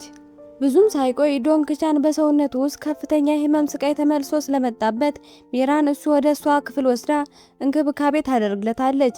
የእሱ ደካማ የጤና ሁኔታ የተመለከተችው ሚራን በሱ ምትክ እሷ ራሷ ለፕሮፌሰር አዋንግ አዲስ የህክምና ቀመር መሞከር ለመሆን ትመኛለች። ከጥቂት ቀናት በኋላ የዶንግቻን የጤና ሁኔታ እንደገና መሻሻልን ያሳያል። የሰውነቱን መሻሻል ደረጃ በትክክል ለመወሰን ሲባል እያንዳንዱ የሚያሳየው ለውጥ በምስልና በጽሑፍ ይመዘገባል። በቤት ውስጥ የራት ሰዓት ላይ መርማሪ ያንግ በሆስፒታል ውስጥ እየታከመ መሆኑን ያወቀው ዶንግቻን ከታናሽ እህቱ ከዶንግጁ ወዲያውኑ ከቀድሞ ባሏ ጋር ከመርማሪ ያንግ ጋር እንድትጣረቅም ይጠይቃታል። የዶንግቻን የሰውነት ጤንነት በጥሩ ሁኔታ ከተሻሻለ በኋላ አንዳንድ የቀሩትን የቢሮ ስራዎችን ለማጠናቀቅ ወደ ቴሌቪዥን ጣቢያ ቢሮ ይመለሳል። ሁሉም የስራ ባልደረቦቹ ስብሰባ እያደረጉ ሳለ የቀረቡትን አዳዲስ የፈጠራ ሀሳቦችን ሳቢ እንዳልሆኑ ሲሰማ እሱ በመጨረሻ ፕሮግራሞቹን ይበልጥ ማራኪና አስደሳች ሊያደርጉ የሚችሉ ጠቃሚ የፈጠራ ሀሳቦችን ያካፍላቸዋል። በቢሮ ውስጥ እያለ ዶንግቻን ቀስ በቀስ መጨመር የጀመረውን የሰውነት ሙቀቱን መፈተሽ አይዘነጋም። የክፍሉ ማቀዝቀዣ በበራበት ክፍል ውስጥም የብርድ ስሜት ማስተናገድ ይጀምራል። ይህ በእንዲህ እንዳለ ሆንግ ሱንግ ሃዮን ከስራ እንዳትለቅ ለማሳመን ጥረት ያደርጋል። በሌላ በኩል ዶንግጁ መርማሪ ያንግ ከሆስፒታል መተኛቱን ከሰማች በኋላ የቀድሞ ባሏን ለመጠየቅ ትወስናለች። እሱን ለመጠየቅ የመጣችውም ዶንግቻን ስለጠየቃት ብቻ እንደሆነ በምክንያት ታቀርባለች። እንደ ማረጋገጫም ይሆን ዘንድ መርማሪ ያንግ ከሷ ጋር በጋራ ፎቶግራፍ እንዲነሳ ትጠይቀዋለች። በዮንግሱንግ ቤት ጂሁክ እናቱ የተሻለና አዲስ ህይወት መምራት እንድትችል በማቀዝቀዣ ሳጥን ውስጥ እንድትገባ ምክር ይሰጣታል። ሆኖም ግን ዮንግሱ እንዲህ አይነቱ ጥሩና አሳቢ ልጅ በማግኘቷ በጣም ደስተኛ መሆኗን ገልጻ ጥያቄውን ውድቅ ታደርጋለች። እንዲሁም በማቀዝቀዣ ሳጥን ውስጥ በመግባት የገንዘብ ህይወቷን ለአመታት ማቆም እንደማትፈልግም ታብራራለች።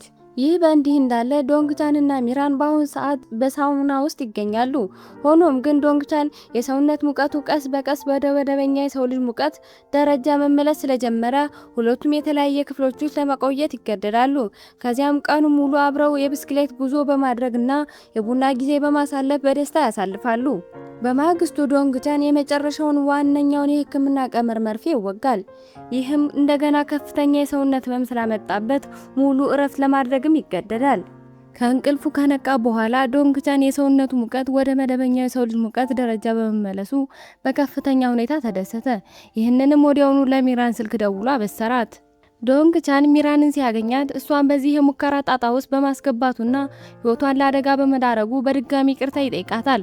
ሆኖም ግን ሚራን በዚህ ሙከራ ላይ በመሳተፏ እውነተኛ ፍቅርን ለማግኘት በመቻሏ ምክንያት ሁልጊዜ የምታመሰግን መሆኗን ትገልጻለች። ሁሉም የህክምና ምርመራዎች ከተጠናቀቁ በኋላ ዶንግቻን ሙሉ በሙሉ መደበኛ የሰውነት ሙቀቱ እንዳለው በይፋ ተረጋገጠ። ይህ ዜና በእርግጥም የሱ ቤተሰቦችን በሙሉ በከፍተኛ ሁኔታ አስደሰተ። በመቀጠልም የሚራን ቤተሰቦችን በመጠየቅ እሷን በተመሳሳይ ሁኔታ መደበኛ ሰውነቷን ልትመልስ እንደምትችልም ያበስራቸዋል።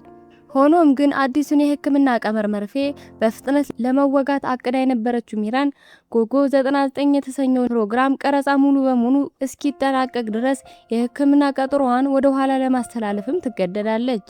የፕሮግራሙ ቀረጻ እየተካሄደበት ባለበት ወቅት ዶንግቻን በራሱ ተነሳሽነት ሚራንን ለመጠየቅ ወደ ቀረጻው ቦታ ያመራል። እሷ ዶንግቻን ለማግኘት ወደ እሱ በምትመጣበት ቅጽበት ገዳዩ ቴሪ ቢላዋውን አውጥቶ በዶንግቻን ላይ ጥቃት ለመሰንዘር ሲዘጋጅ ትመለከታለች። በመሆኑም ዶንግቻን ካደጋው ለመጠበቅ ስትል ራሷን ጋሻ በማድረግ በቴሪ በጭካኔ ትወጋለች። ሚራን በከፍተኛ ሁኔታ ቆስላና ደሟ መፍሰሷን የተመለከተው ዶንግቻን ወዲያውኑ በአስቸኳይ ሁኔታ ወደ ሆስፒታል ይዟት ይሮጣል። በሚራን ላይ የደረሰው የቁስል አደጋ በጣም ከባድ በመሆኑ ሐኪሞች በአስቸኳይ ቀዶ ጥገና መደረግ እንዳለበት ይናገራሉ። ሆኖም ግን ፕሮፌሰር ሃዋንግ ሚራን አሁን ከተለመደው የሰው ልጅ ሙቀት በጣም የቀዘቀዘ ሰውነት ሙቀት ላይ ስላለች ማደንዘዣ መድኃኒት ልትወጋ እንደማትችል ያሳውቃሉ። ቀዶ ጥገናውንም በዚህ ሁኔታ ከቀጠለ ህይወቷን ማዳን በፍጹም አይቻልም። በመጨረሻም ቀዶ ጥገና ማከናወን ባለመቻሉ የሚራን ህይወት ለጊዜው ለማዳን ሲባል በድጋሚ በማቀዝቀዣ ሳጥን ውስጥ እንድትገባ ያደርጋሉ። ሚራንን ወደ ቤተ ሙከራው አድርሶ ወደ ቤት የተመለሰው ዶንግቻን ለእሱ አዘጋጅተው የነበረውን ስጦታ ያገኘዋል። ይህንም ይበልጥ በጥልቅ ስሜት እንዲያዝንና እንዲያለቅስ ያደርገዋል። በሚራን ላይ የደረሰው ይህ አደጋ የዶንግቻን ቤተሰቦችን ጭምር በጥልቅ ያሳዘነ ሲሆን በተለይም ዶንግቻን በመጨረሻ ለተወሰነ ጊዜ ያክል በሚራን ቤት ውስጥ አብሮ ለመኖር ይወስናል። በቤተ ሙከራው ውስጥ ፕሮፌሰር ሃዋንግ የማቀዝቀዣ ሳጥኑ የሙቀት መጠን ከተለመደው የሰው ልጅ የሰውነት ሙቀት ጋር በትክክል መጣጣም እንዲችሉ የአዲሱን ምርምር ከመጀመሪያው ጀምሮ እንደገና ለማካሄድ ይገደዳል። ይህ በእንዲህ እንዳለ ሃዋንግ ወደ ዋሽንግተን ልትሄድ ስትዘጋጅ የበታች ሰራተኞቿ የቅጥረኛ ገዳዩን የቴሪ መደበቂያ ቦታ በፍጥነት እንዲያገኙትና ስለ ሚራን አዳዲስ መረጃዎችን እንዲያቀርቡላት በጥብቅ ትጠይቃለች። የሚራን በድጋሚ ማቀዝቀዣ ውስጥ መግባት ኪዮንጃና ዮሱን በጥልቅ ሐዘን ውስጥ ይጥላቸዋል።